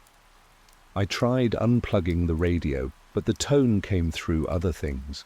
The wiring, the plumbing, even the electric hum in the fridge seemed to pulse, in sync. I wore earplugs, played music to drown it out. Nothing worked. The static wasn't just audible anymore, it was environmental. I started tracking the times. It always hit between 12:17 and 12:23 a.m., precise, like a test run. And every time a new phrase emerged. Not full sentences, fragments. Don't forget? See them? Inside? I wrote them down. I don't know why. Maybe I thought if I put them on paper, they'd stop echoing in my head. The towers weren't just relics. That much was clear. Someone or something was using them. Not to broadcast, but to wake something dormant. And I had the growing sense it was waking inside me. I stopped turning the radio off, not because I couldn't, because I needed to hear what came next. I built a jammer, rigged it to kill the band around the 314 signal. It wasn't elegant, just a basic noise generator linked to a narrowband transmitter. I'd built similar Rigs in college during late-night ham experiments. This one was crude, but strong enough to drown out most analog chatter within a few hundred feet. I set it up in my apartment, aimed it straight at the wall where the signal seemed strongest. For the first time in weeks, the radio went quiet. I thought it worked. It didn't. That night, I was woken not by static, but by the radiator. It groaned in short bursts, not mechanical strain, rhythmic clicks, spaced like code. I stepped closer. The pattern matched the signal. I unplugged the jammer. The click stopped. Then the fridge compressor kicked on. Same rhythm, same tone. The signal found another way in, through the wiring, maybe even through the building's grounding system. I've read about harmonic resonance, how low frequencies can piggyback on copper lines. Now the static plays in the walls, in the pipes, in the hum of my fridge. It's not random, it's using infrastructure the same way I used antennas. I went back to one of the towers, the third site, off a service road near a junkyard. The gate had been torn open, no surveillance, no recent maintenance. I slipped inside with a flashlight and bolt cutters. The interior was worse than I expected. Rows of outdated relay equipment, banks of vacuum tubes, an old transmitter console still hooked to the grid. Most of it was dead, but not all. The center array was warm to the touch, dust-covered, but alive. I followed the power leads. They were still connected to an underground line. Someone had restored power recently. I checked for markings. One panel had faded stencils. Eco Halo Unit 7. Below it, handwritten in grease pencil. Receiver active. I stood in the dark for a long time. The only sound a low hum from the array. I didn't turn it off. I just listened. Something was testing the grid. Quietly. Reawakening what had once been shut down. And I had the sinking feeling I wasn't the only one listening. The towers were coming online again. My dreams aren't Dreams anymore. I'm receiving. It's not just audio now. When I sleep, I see structures, tall skeletal towers that stretch beyond clouds. They pulse with light, in rhythm with the signal. Inside the dreams, I move without control. My hands tune dials I've never seen before. I write numbers I don't remember knowing. And always, when I wake, the signal plays back what I saw, like it's syncing with me. I kept a log, trying to separate memory from suggestion, but the entries blur together. What I thought were hallucinations started showing up in real places. One sketch I drew in half sleep matched a control schematic I later found inside a tower. Same layout, same labels. I don't know how I knew it, I didn't want to believe it, but the evidence kept stacking. It's not aliens. That was just the surface. Something to distract us from what really happened. Echo Halo didn't just broadcast, it implanted. During the Cold War, they seeded civilian radio with low-level patterns, data hidden in static. People like me, tuning in at the right frequency, became carriers, not infected, just primed. They called it 314 protocol. It wasn't a command, it was a key. My thoughts slowed, sharpened. I solved a coordinate cipher in seconds, something that would have taken me hours a month ago. The hum aligned with my heartbeat, and when I looked at my own handwriting from earlier logs, I understood, not just the numbers but the intent behind them. Like I'd written them years ago, I started losing time. An hour here, 30 minutes there. I found recordings on my laptop I don't remember making, my own voice repeating sequences, instructions, location data. It's like I've become a repeater. I tried cutting the power to everything in the apartment. No change. The signal persists. The dreams grow clearer. I think the final sequence is near. I don't know who else is listening, but the towers aren't waking up on their own. They're waiting for receivers, people like me, to complete the loop. And now I understand the truth. I've already started the broadcast. I stopped being afraid when I realized the signal wasn't trying to hurt me, it was trying to finish something. Fear had kept me in a loop, resisting, doubting, trying to unplug what had already taken root. But once I accepted it, the noise settled. The signal didn't stop, but it softened, became clearer. I wasn't decoding anymore. I was understanding. Each transmission now felt familiar, like a language I'd once forgotten. The towers weren't tools of control. They were conductors, aligned, structured, precise. A grid built to resonate with something inside the human brain. I mapped the full network. 17 towers across Illinois. I don't know how I found the final locations. Some came through dreams, others through automatic writing, scratches of coordinates I'd jot down without thinking. When I connected them, the pattern emerged. It mirrored the structure of the auditory cortex, not by accident. The array was designed to awaken a specific rhythm in the brain, tuned to 314 Hz, not a signal, a synchronization. I visited each site, some abandoned, some still drawing quiet power. At every tower, I activated the relay manually. The same warm hum, the same faint rise in background frequency. The final tower stood just outside Joliet, hidden behind a retired switching station. I entered through a rusted door, climbed 3 stories to the control array. No cameras, no alarms, just a single switch, tagged 314 in it. I didn't hesitate. When I flipped it, nothing exploded, no lights flashed, just a subtle change in air pressure, like the world exhaled. I stood there, waiting. But what came next wasn't outside, it was internal. My thoughts slowed, sharpened. The hum aligned with my heartbeat. The static I'd lived with for weeks faded into clarity. I wasn't hearing the signal anymore. I was the signal. I finally understood. This wasn't activation, it was completion. If you're picking up this recording, you're inside the field. By now, the loop has extended beyond me. If your equipment tuned itself unexpectedly, if the static changed shape, then you're hearing it too. That means the grid is live, and whether you realize it or not, your mind has begun to sync. It starts with dreams, shifting tones, symbols you can't quite place. Don't resist them. Resistance distorts the pattern. Trust the process. Let it pass through you. This was never about control. Echo Halo failed because they thought the signal was a weapon. It wasn't. It was a key, but they didn't understand the lock. We were never the targets, we were the infrastructure. Human cognition, millions of neural networks aligned by shared resonance. All it needed was the right frequency.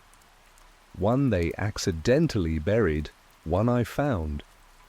When I flipped the last switch, I felt the real signal take shape. Not noise, not data. Something older, something collective. The 314 towers weren't built to broadcast a message, they were built to amplify what was already inside us. Thoughts, once scattered, are now linked. Not by wire, but by frequency, across cities, across time. If you're listening, you've joined it. You won't feel different right away, but over time, you'll notice things.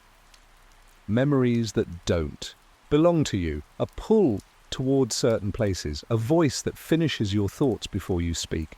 You're not losing your mind, you're aligning. This isn't a transmission anymore, it's a shared state. There's no off switch. I don't expect to be remembered. I was just the first node to wake. But I've documented everything, left markers in the data trail. Someone like you will follow them just as I followed the towers. When you find them, don't try to dismantle the system. It won't work. This isn't an experiment. This is the new baseline. 314 isn't a number. It's a tone of convergence, a frequency of return. And now you're tuned in. Used to believe history was fixed. Like stones beneath a river, moved only by the rare flood. But some stones shift quietly, invisibly, beneath the surface, rewriting the river itself. I'm a history professor, tenured and largely forgotten, in the back halls of a university crumbling under its own weight. The peeling paint and flickering lights have become a kind of home to me, quiet enough to teach ancient civilizations to classes too small to matter. It was in that quiet, that loneliness, that the dreams started. At first, I dismissed them. Everyone dreams, right? But these were different. Endless corridors lined with books whose letters shifted like smoke. Tall, luminous figures watched, me silent, unreadable. The words I read were not Latin, Greek, or any language I'd taught. They were alive in the dream and would cling to my waking mouth, fragments of speech not mine, slipping through memory like water through fingers. I ignored it for a while, pretended it was nothing. But when I began waking with traces of those, symbols burned behind my eyelids, symbols no one else seemed to recognize. I knew I could no longer pretend. I started to look for something concrete, something I could hold on to, but the university itself seemed to conspire against me. The wing in my dreams, the West Wing, sealed and forgotten, dismissed by colleagues as never existing, called to me. I found it. Behind layers of peeling paint, behind doors no one remembered, there was a hallway. Dust lay thick, undisturbed. Shelves bowed under books with no spines, marked only with symbols, no titles, no catalogue numbers, just silent language. Waiting. That first night in the hidden archive, I didn't take anything. I simply read, or tried to. But even as the words filled me, something else began to fill the cracks of my mind. Doubt. What if the library wasn't forgotten by accident? What if it was meant to be lost? And if so, why? If you ever dream something twice, write it down. If you dream it 3 times, dig. That's what I told myself when the symbols from my dreams appeared in the university's West Wing. The same symbols, half erased and etched into a bronze plaque above a sealed door. The paint was peeling there too, revealing cryptic shape. Beneath, as if someone had tried to bury them under layers of time. I asked around, the usual blank stares, a few jokes about ghost wings or archive myths. Everyone insisted there was no West Wing. According to official records, that space had been demolished decades ago during a renovation, but my memory refused to yield. I remembered a staircase, narrow, tucked away behind an old lecture hall, a door hidden behind another door, a secret passage no one else had walked. I found it again. The dust was thick, nearly 3 inches deep, undisturbed for years. Air smelled of damp paper and stale air, mixed with the faint electrical hum of a server room long disconnected. The shelves, stretched in perfect symmetry, holding books that didn't belong to any catalogue. They had no spines, no titles, only symbols embossed on their covers. Symbols that seemed to shift when I tried to focus. I stayed for hours, just reading. Not in the usual sense, but absorbing the strange language etched into my mind. There was a rhythm to it, like a code. I didn't take anything with me. I wasn't ready to share or even admit what I'd found.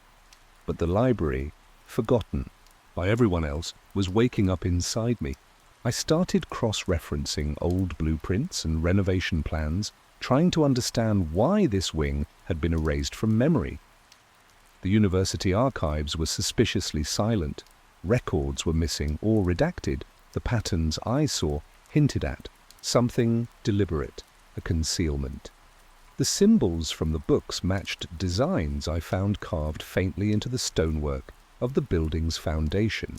A spiral, a map hidden in plain sight, folded into the university's bones. It was more than a lost wing. It was a locked memory waiting to be unearthed.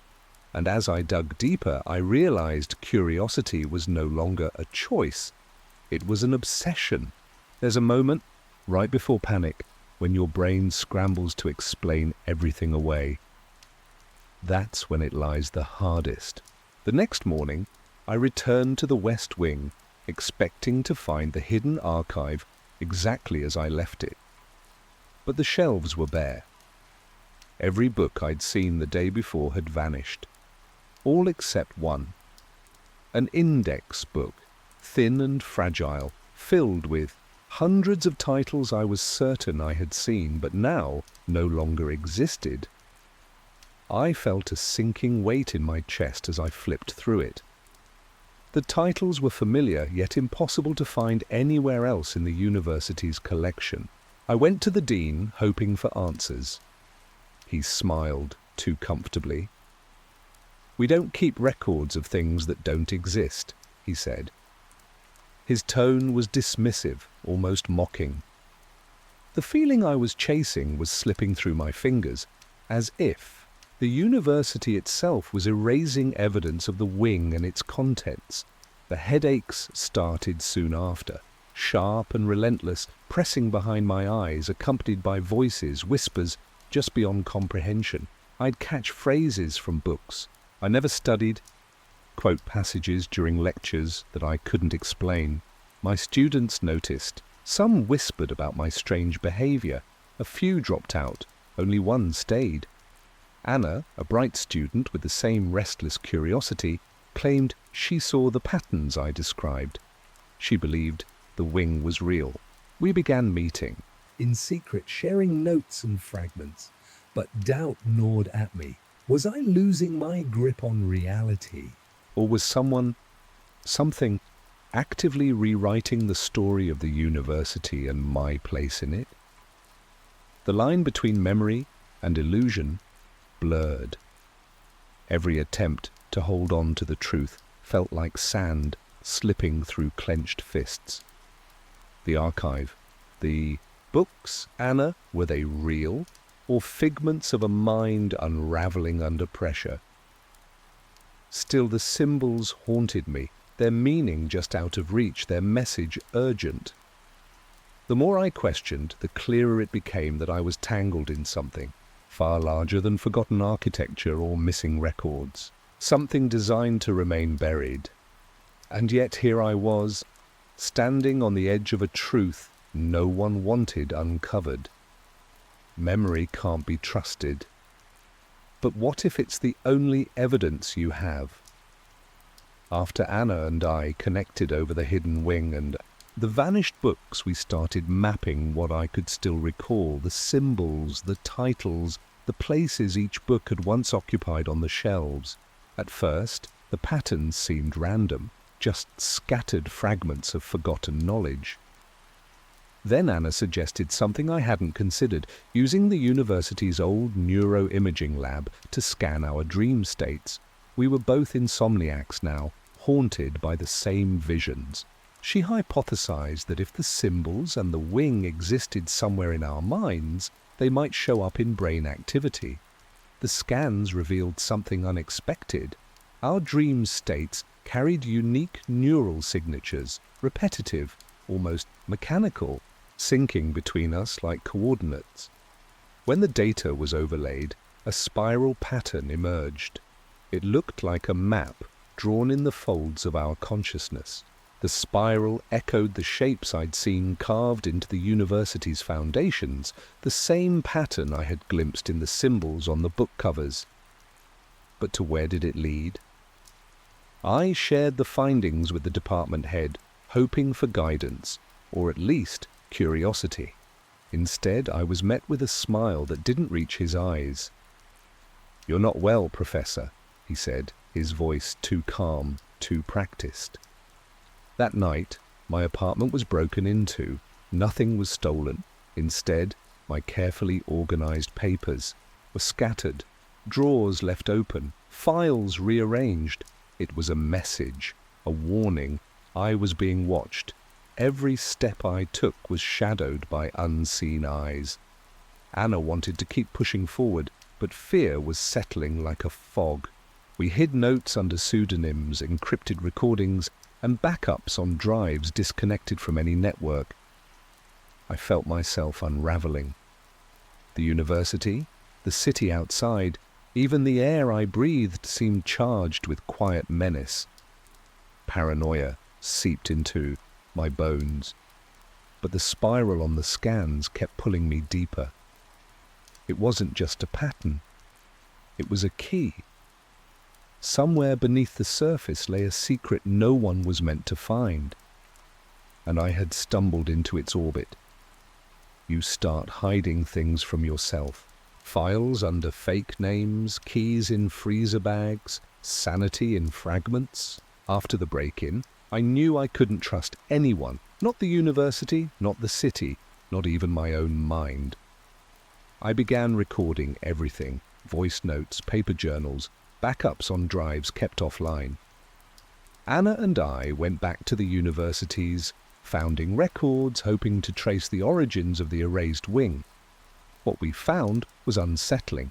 The university had been built over the ruins of a church that collapsed in 1891. Officially, the collapse was a disaster, sealed by state order. But the floor plan of that church matched the spiral pattern from our brain scans perfectly. Anna suggested the church wasn't what it seemed. It wasn't a place of worship. It was containment, a tomb for something buried, locked beneath the city. She wanted to explore deeper. I told her no. But the next day, she was gone. Not a single record remained. Her enrollment erased, her dorm room empty. It was as if she had never existed. The university acted like nothing happened. No missing student report. No inquiries. Just silence. I searched every database I could think of. Nothing, no trace. My only proof was memory, her handwriting, her voice echoing in my mind. After Anna vanished, I stopped teaching. The dean sent wellness officers to check on me, claiming concern. I lied, said I was fine. But the dreams didn't stop. The books returned, more vivid, more insistent. I woke with knowledge I couldn't explain, structural designs from civilizations erased by time, songs for burial rites no one should know, blueprints for towers that supposedly cancel memory itself. With every piece I remembered, I felt myself unraveling. I started wondering if I was already being erased, if my identity, my existence, was being slowly undone. And still, the spiral haunted me. The secret buried beneath the church was alive, waiting. Waiting for someone to remember, or to forget entirely. They didn't erase her. They erased my ability to prove she was real. After Anna disappeared, I searched every record, every database, every physical file I could find. Nothing. No enrollment, no housing records, no campus photos, no sign she ever existed. It was as if she had been wiped from the university's history. I kept replaying. Her handwriting, her voice, the way she laughed in the archives. I knew she was real. But the world around me refused to acknowledge it. The dean sent wellness officers. They came with smiles and gentle questions, asking if I was feeling stressed or overwhelmed. I lied. I told them I was fine, even as the line between reality and memory blurred. I stopped teaching. I stopped leaving my apartment except to return to the hidden wing where the books in my dreams continued to surface. Each night, I woke with fragments of knowledge I couldn't explain, ancient engineering principles for ruins older than recorded history, burial songs from lost civilizations, blueprints for structures meant to erase memory itself. Every revelation felt like it was tearing me apart from the inside. My thoughts fractured. The world felt thinner, as though I was slipping through cracks in reality. I began to question whether I was already erased, forgotten by everyone but myself. The spiral from the scans, the secret wing, Anna's disappearance. They were all connected, but to what end? I feared the answer. The university was no longer a place of learning. It was a cage. The hidden wing was a lock.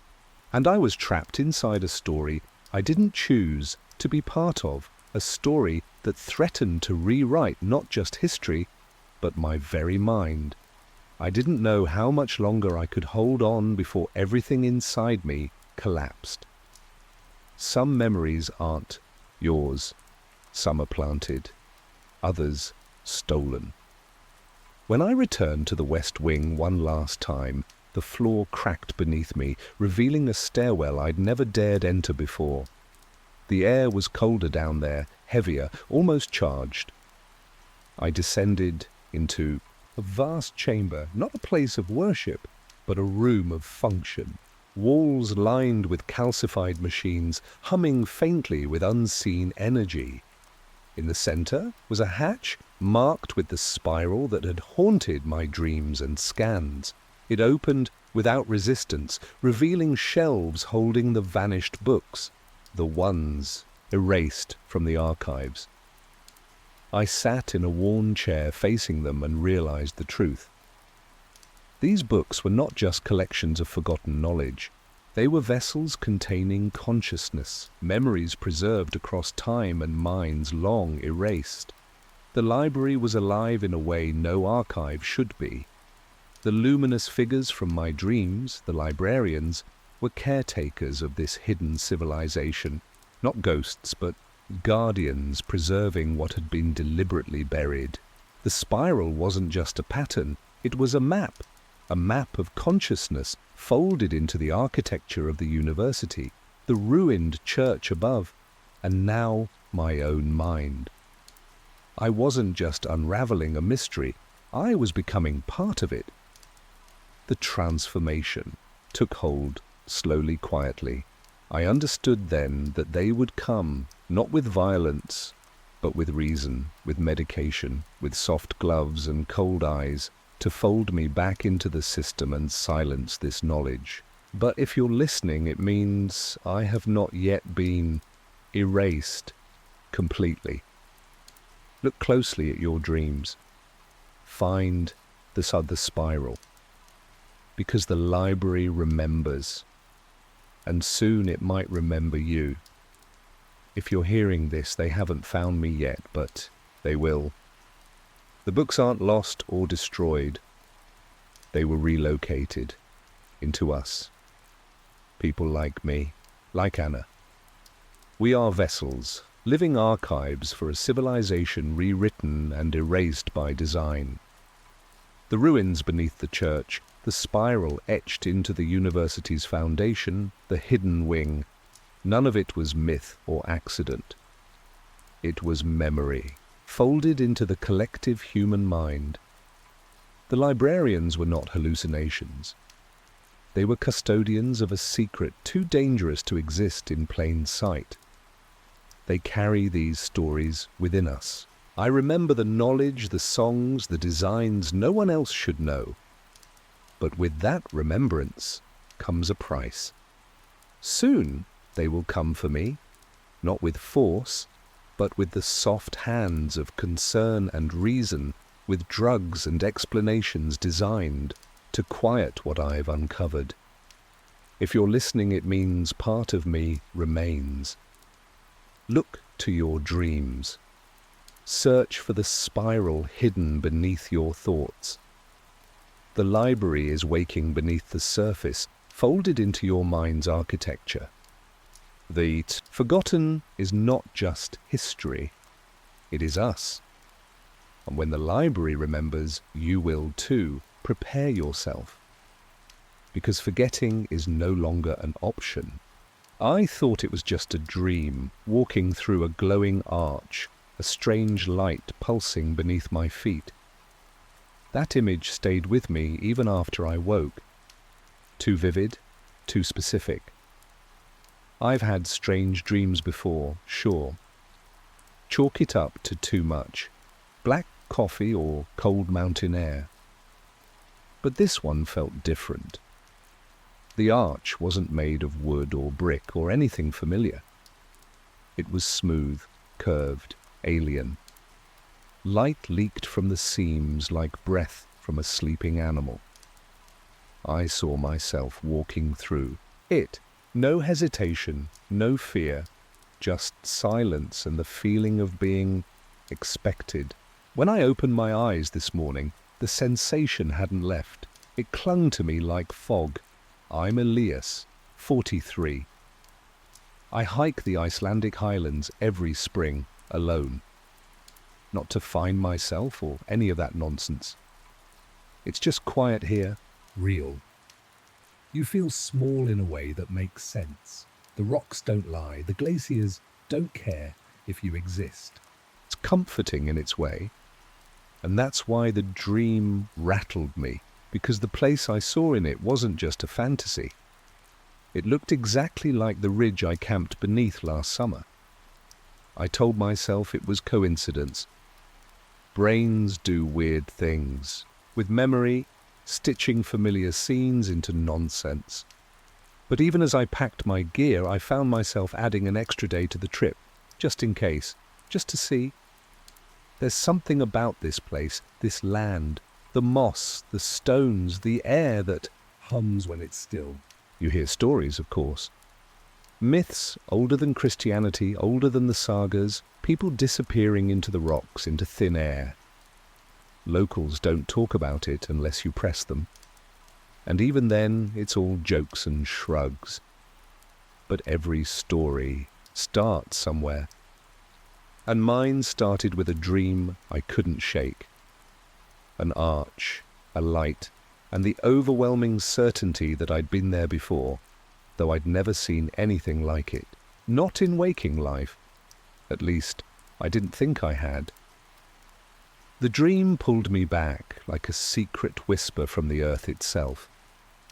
I returned to the ridge 2 days later.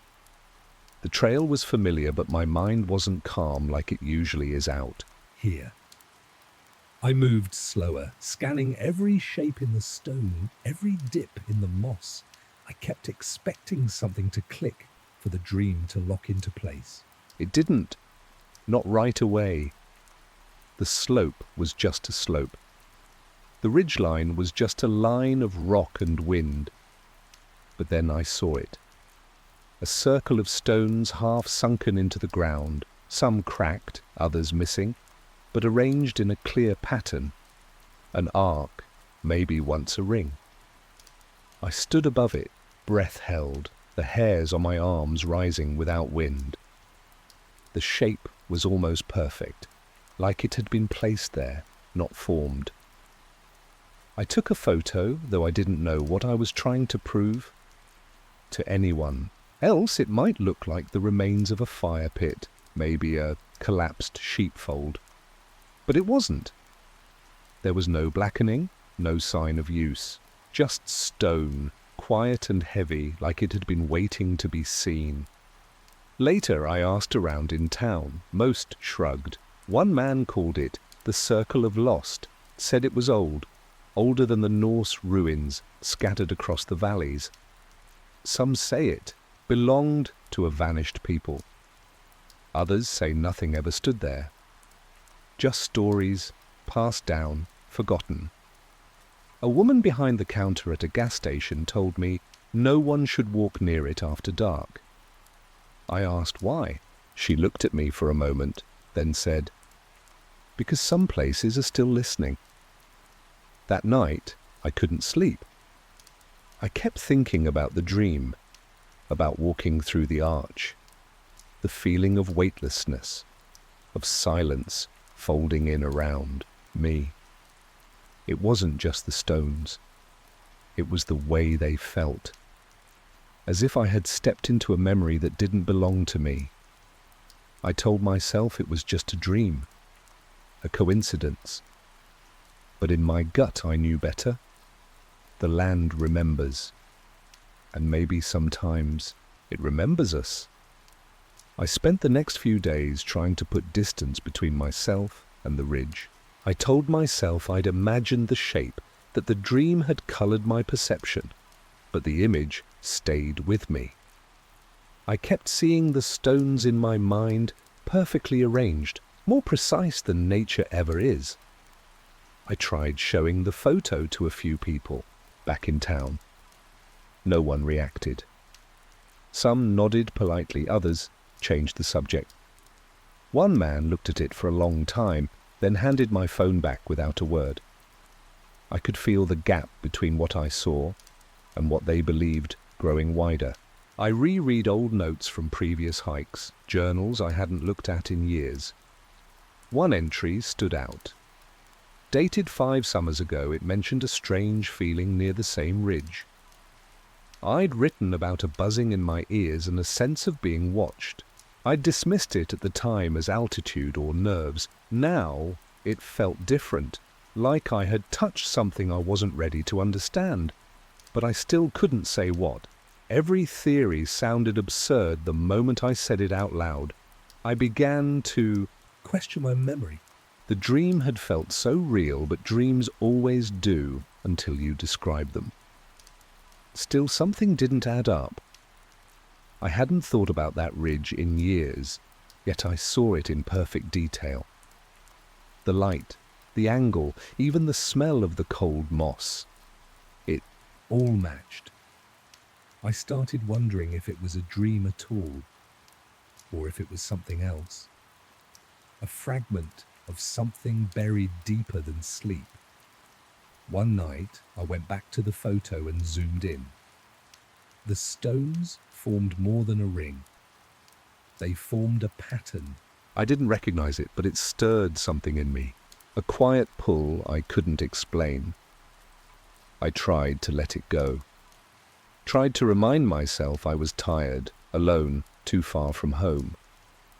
But the doubt had settled in. Not loud, not urgent, just steady. Like a sound you don't notice until it's gone. Something watches beneath the frost. The land feels alive, waiting. I returned to the ridge again, this time without telling anyone. I hiked in silence, avoiding the marked paths. The air felt heavier than before, not colder, just still, unnaturally still. The wind didn't move and the sky hung low, a flat grey that pressed against the mountains like a lid. As I approached the circle, I felt a shift in my chest. A tightness, subtle but firm, like the beginning of altitude sickness, though I wasn't high enough for that. The stones hadn't changed, still broken, still quiet. But standing near them, I noticed something new. A faint vibration beneath my boots, as if the earth were humming at a frequency I couldn't hear, only feel. I crouched down, pressed my palm to the ground. The sensation was real, steady, like the pulse of something sleeping far below. I stood quickly, scanning the ridge. No movement, no sound, but I wasn't alone. I couldn't prove it, but I felt it. That sensation when someone's behind you, just out of sight. Every few minutes I'd glance back, expecting to catch a figure disappearing behind a rock. But there was never anything there. I stopped camping at the ridge. I started sleeping in the valley, then hiking up each day. Even then, sleep didn't come easily. I'd wake in the dark, heart pounding, convinced I'd heard footsteps outside my tent. Once I called out. The silence that followed was worse than any reply.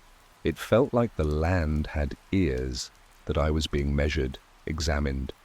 The locals' stories began to make more sense. I remembered the woman's warning. Some places are still listening. I started to believe her. I stopped asking questions in town. People noticed my return. They watch me differently now. A look that held concern, maybe pity, or maybe fear. I told myself it was in my head, but the fear felt real, not sudden, not sharp, just constant, like pressure building under stone. The circle wasn't just old, it was active, and I was no longer sure it had let me find it by accident. I couldn't leave it buried. If the past is gone, I'll bring it back, one stone at a time. I started moving the stones. Slowly, carefully. It felt wrong at first, like touching something sacred. But the pull was stronger than my hesitation. Each stone I lifted revealed more of the circle's foundation. The moss beneath them was thinner, the earth darker. It smelled different, damp, metallic, almost electric. I didn't know what I was looking for, only that I needed to see it whole. No one came near the ridge while I worked. The silence was complete. Even the birds stayed away. Some mornings, frost clung to the edges of the stones, even when the valley below was warm. I kept gloves on, but still felt the cold sink into my fingers, deeper than it should have. Then I found it.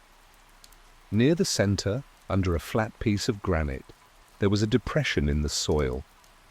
A shallow print, preserved like it had been left hours ago. I leaned closer. The shape was unmistakable. The tread, the heel, even the slight wear along the arch. It was a boot print. Mine. I stood there for a long time, unsure of what I was seeing. I checked my own boot against it. A perfect match. Same size, same sole, same curve in the heel. But it couldn't be mine. I had never stepped there. The stone had covered it. I had lifted it myself. I didn't take a photo, I didn't need to. The image is burned into me. Somehow, impossibly, my footprint had been waiting beneath a stone, untouched, for who knows how long. It made no sense. I tried to explain it away. Pressure, erosion, some trick of the soil. But nothing fit. The print was fresh, clear, as if I'd walked there before. I arrived. That night I couldn't sleep. I sat by the fire, staring at the ridge, thinking about loops, echoes, things that fold back on themselves. I didn't know what the arch was or where the dream had come from, but the more I uncovered, the more certain I became. This wasn't just a ruin. It was a message, and I was already part of it. The line between dream and waking thinned. I lost track of who I was. I stopped going into town. Days passed without structure. I forgot to eat. I'd lie down at dusk and wake at noon with no memory of sleep. Time had slipped into something circular. The ridge was all I could focus on. I stayed close, like something inside it was tethered to me. The fire helped at first. Watching its slow, predictable burn each night gave me a false sense of order. But even that unraveled. I started waking up outside my tent, standing in the frost, my boots soaked, breath visible in the dark. Sometimes I was halfway up the slope with no memory of moving. The dreams were sharper. I didn't just see the arch. I stood inside it, not walking through, just existing there, like time had frozen around me. Beyond it, I saw valleys lit by a dull red sky and mountains shaped like they'd been carved, not formed. The air shimmered, heavy and wet, like after a lightning strike. Once I saw a tree made of bone, leafless, motionless, rising from stone. Another time, a lake that reflected not the sky, but a city skyline I didn't recognize. And always I saw faces. Not alien, not monstrous, just wrong in a way that made me nauseous. Faces that seemed to shift while staying still. Familiar only in the sense that I'd already seen them in sleep. I kept circling the same spot near. The stones, the imprint I'd found, my own boot mark, was still there, unchanged. I stopped thinking of it as mine. It didn't feel like something I'd left behind, but something left for me. A marker, a signal. The air above it felt colder, denser. I avoided touching it. I started recording my thoughts in a notebook. The pages made less sense each time. I read them, dates repeated. Entries I didn't remember writing appeared between ones I did. In one, my handwriting was jagged and too neat, like it had been traced. I didn't show it to anyone. I knew how it would look. The thought of being seen, of being helped, felt pointless. It wasn't just that I didn't feel like myself. It was that I no longer believed there had only ever been one version of me. The ridge no longer felt like part of the landscape. It felt separate, set apart from everything else. The stones didn't shift or change, but something beneath them had.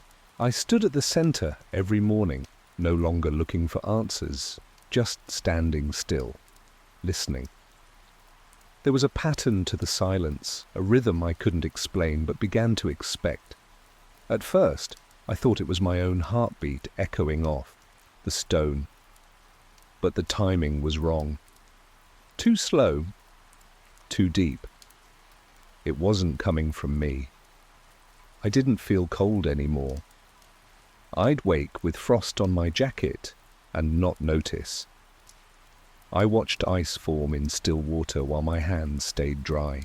My boots left prints that disappeared too quickly, or sometimes didn't form at all.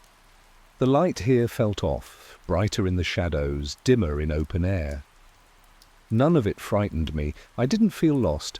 I felt shifted, like I'd stepped sideways into a version of the world slightly out of sync. The dreams stopped being dreams. They were more like recoveries, memories surfacing from somewhere older than my life. I saw the arch from above, half buried in snow, a line of figures standing before it. Their clothes were layered, hand-stitched. No words were spoken, but they moved with purpose, like they understood something I was just starting to feel. One looked up. I thought it was me, not like a reflection, but a person shaped by the same thread. The boot mark in the dirt had faded, but I still returned to that spot. I no longer cared how it got there. It had done its job. It had led me to the moment where things turned. I stood where I'd once stood before I knew to recognize the weight of it. Now I did. I didn't think of myself as Elias anymore. Not Completely. That name felt soft around the edges, as if worn down by time. I still used it, but it was just a surface now. Underneath, something else had taken form, something older returned to itself. If you find this, know the arch waits for you too. The passage is never closed. I don't know how long I've been here. The days fold into one another now, quiet and slow. I walk the ridge most mornings. The stones haven't moved, but they don't feel still either. There's a presence to them like breath held just below the surface. The air carries a weight I no longer notice unless I leave. And I don't leave often. I tried to return once, packed my gear, followed the path down toward the road, but after a few miles the trail bent in a way I didn't expect, and I was back near the base of the ridge. It wasn't dramatic, just quiet, like the land had gently turned me back.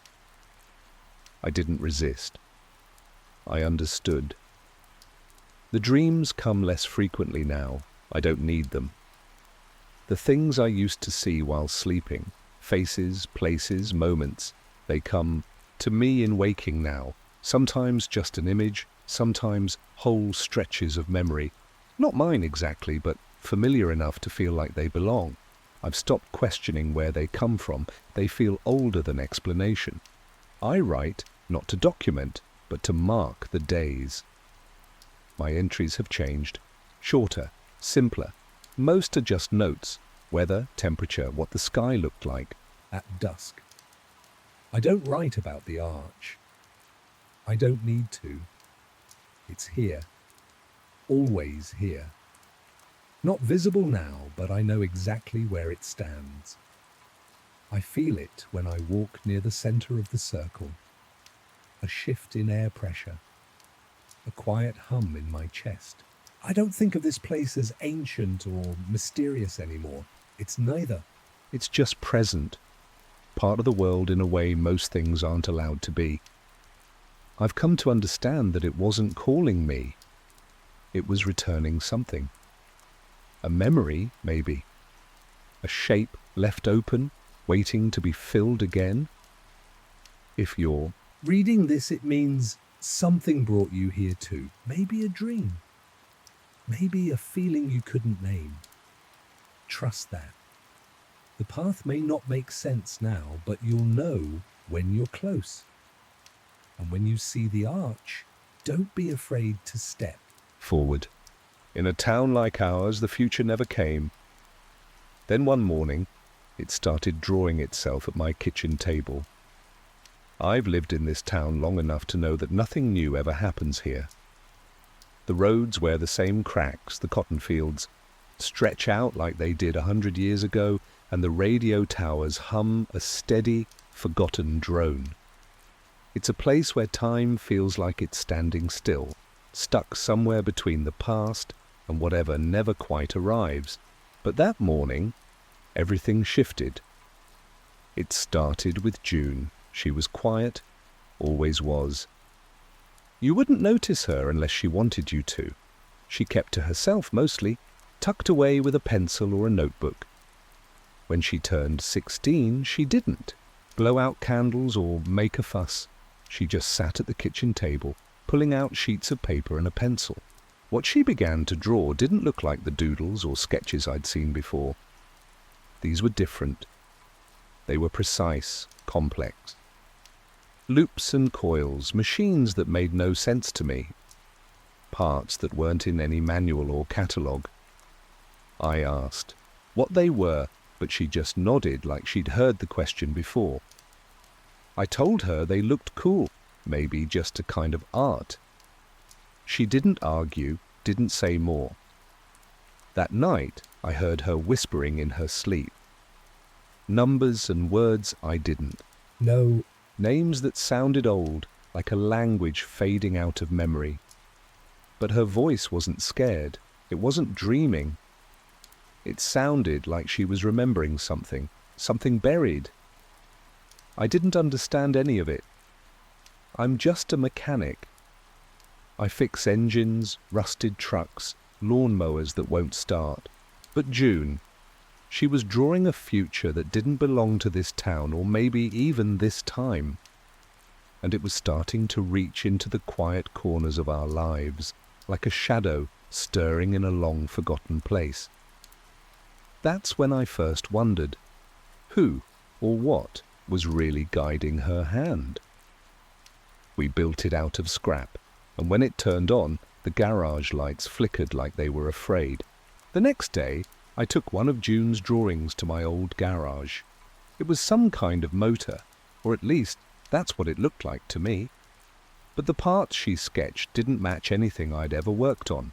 Coils wrapped around invisible, cores, loops that couldn't be explained with magnets or wires. Still, I had enough scrap to try. Old engine parts, bits of wire, rusty steel, anything I could patch together. I worked slowly, welding and fitting, trusting my hands, even if my mind was full of questions. When I finished, it sat there, cold and silent. I flipped the switch without expecting much, but then it started to hum. A quiet sound like metal breathing. The garage lights flickered once, twice, then steadied. The radio on the workbench fuzzed out and went dead, cutting off every station in town. The signal was gone, swallowed by something invisible. I stepped back, heart pounding. It was real. The machine worked. June watched without a word, her eyes calm but intense. I told her we had to keep this between us. If anyone else saw it, if the wrong people found out, it would change everything, probably not for the better. She smiled then. Not like a girl excited about a secret, but like someone who already knew where this was going. "We won't have to show it to anyone," she said quietly. That smile didn't reach her eyes. It was something else. Something Older. That night, sleep didn't come easy. I kept hearing the hum from the garage in my mind, feeling like the machine was alive long after it stopped. I wondered where June got those designs. What dreams were visiting her while the rest of us were lost to sleep? And if this was just the beginning, what else was waiting to be built in the shadows of this quiet town? The future had started drawing itself, and I was already falling behind.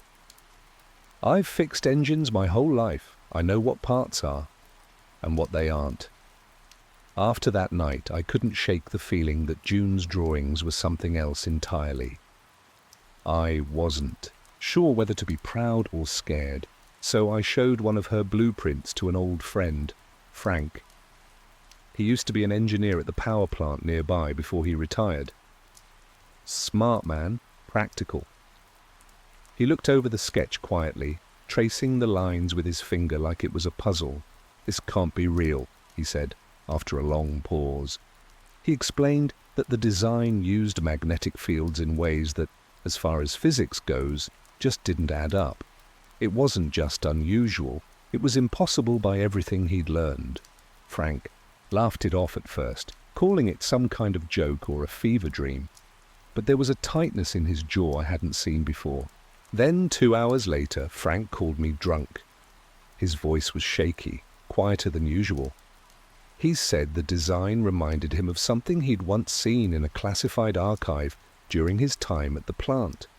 Something he never should have had access to.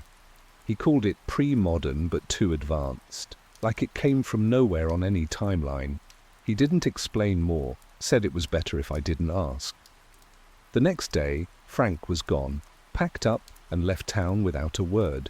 No goodbye, no explanation, just disappeared. I tried calling, no answer. The house was empty, like he was trying to erase himself from everything he knew. I started wondering if June's drawings weren't just some strange gift. Maybe they were a warning. Maybe they were something deeper, something old that no one was meant to uncover. But I'm just a mechanic, not a scientist. All I know is what's real under my hands. And what June was drawing wasn't like anything real, at least not yet. That doubt gnawed at me. Was I protecting my daughter, or was I holding on to something I didn't understand and couldn't control? You ever feel like someone's reading your thoughts from behind a two-way mirror? It didn't take long for the quiet curiosity to turn into something else, something heavier. I started noticing black SUVs around town, 3 of them parked, outside the diner one afternoon. No one got out except men in suits, clean-shaven and too polished for a place like ours. They never ordered coffee or made conversation. They just sat, watching, waiting. I felt their eyes before I saw them. One day, while I was locking up the garage, one of those men walked in without knocking. He didn't introduce himself or ask permission. He looked at June's blueprints spread across my workbench like they were some kind of weapon. He asked where I'd gotten them. I told him they were hers. That was all I would say. He smiled then, a cold, sharp smile that didn't reach his eyes. "Where does she think they come from?" he asked. The question wasn't really for me. It was for someone else, someone out there listening. He handed me a card before leaving. No name, no company, just a frequency number scrawled on the back, a secret code or a door left slightly open. I stared at that card for a long time. I didn't know what the frequency meant, but I knew it was a warning. That night, I lay awake, thinking about those suits and their silent threats. The way they moved through town like ghosts, touching everything without leaving a trace. I wondered how much they knew, if they were listening to my thoughts, waiting for me to slip. June didn't say much. Her drawings stopped for a few days, but I could see it in her eyes. She knew. She was scared, but she wouldn't admit it. Not to me. The paranoia settled in like a weight, pressing down on everything. The future June was drawing didn't feel like a promise anymore. It felt like a trap. And in this town where secrets stick like dust, I realized something clear and terrifying. Once they notice, you're never invisible again. We buried the machines in the woods, dug a hole like it was a grave. After those suits showed up, June stopped drawing for a week. It was like the dreams themselves were fading, leaving her pale and distant. She barely spoke, her eyes heavy with something I couldn't name. I told her we had to stop, that we were being watched, and that the machines, whatever they were too dangerous to keep building or hiding in the garage. She didn't argue. For the first time, she listened without question. We packed up the sketches, the metal pieces we'd welded together, and the humming core of the motor, cold and silent now, but still vibrating with something unnatural. We drove out to the woods, far from the cracked roads and rusted trailers. There, in the quiet under the trees, we dug a hole deep enough to feel like burying more than just scrap. It was a grave for something we barely understood, but couldn't keep.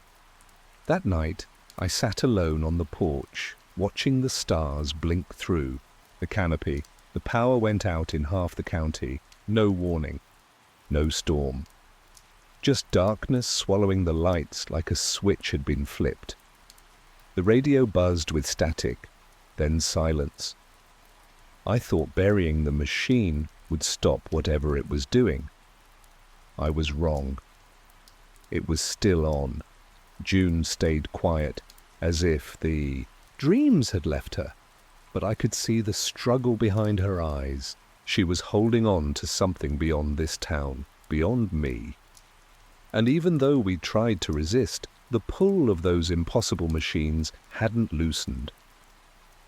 Sometimes, when the night gets too still, I swear I hear that low hum coming from beneath the earth, like a heartbeat buried under dirt and time, waiting to rise again. We'd tried to bury the future, but it was rooted too deep. And whatever June was dreaming, whatever those machines were, wasn't done with us yet. They took her from school, said it was a gifted program, but they never called again. It happened suddenly. June didn't come home from school one afternoon. The principal called, said she'd been pulled out by a federal program for advanced students, some kind of gifted STEM initiative. I asked for details, names, anything to find her. But all I got were empty reassurances and dead ends. No calls, no visits, no explanation beyond the official line. It was like she vanished into thin air. I tried to reach everyone I could think Of teachers, administrators, even the government contacts I suspected were watching us, but every number went straight to voicemail or a disconnected line. I drove back to the woods where we'd buried the machines. I dug with my bare hands, scraping at dirt and roots until my fingers bled, but the machine was gone. No trace. Just an empty hole, like it had never been there. In my hand, I found a folded page, one of June's drawings. I hadn't seen this schematic before. It was different from the others. More intricate, almost, alive with detail. On the back, written in her handwriting, was a single line. "I'll find my way back." I stared at those words, feeling like the ground had shifted beneath me. She wasn't lost. She was somewhere else, somewhere deeper, into this secret that had been pulling her away all along. The people who took her wanted to control it, study it, use it. And I was left with nothing but questions and silence. The town kept moving as if nothing had changed, but for me, everything had broken.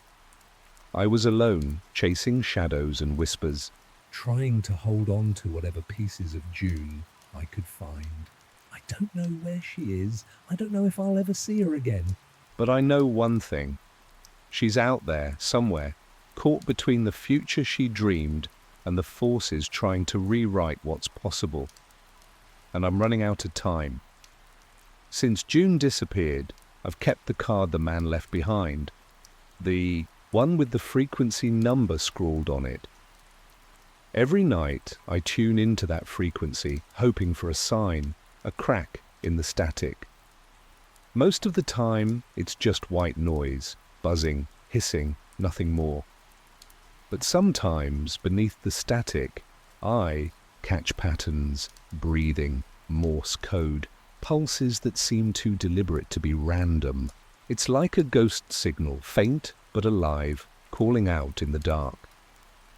I started drawing too, strange shapes like echoes of June's designs appearing unbidden on scraps of paper and napkins.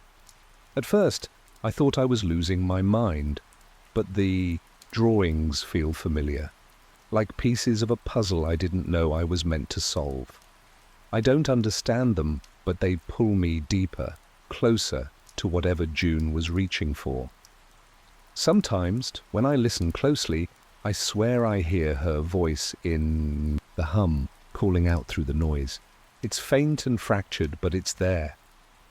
And I'm beginning to think she's not alone anymore. Whatever's inside those machines, whatever touched June in her dreams, it's changing her. Not just in body or mind, but something else. Something I can't explain. The people who took her want to contain it, control it, but I think it's bigger than them. bigger than this town, bigger than me. I'm not sure if June is still herself or something else now, but I know this much.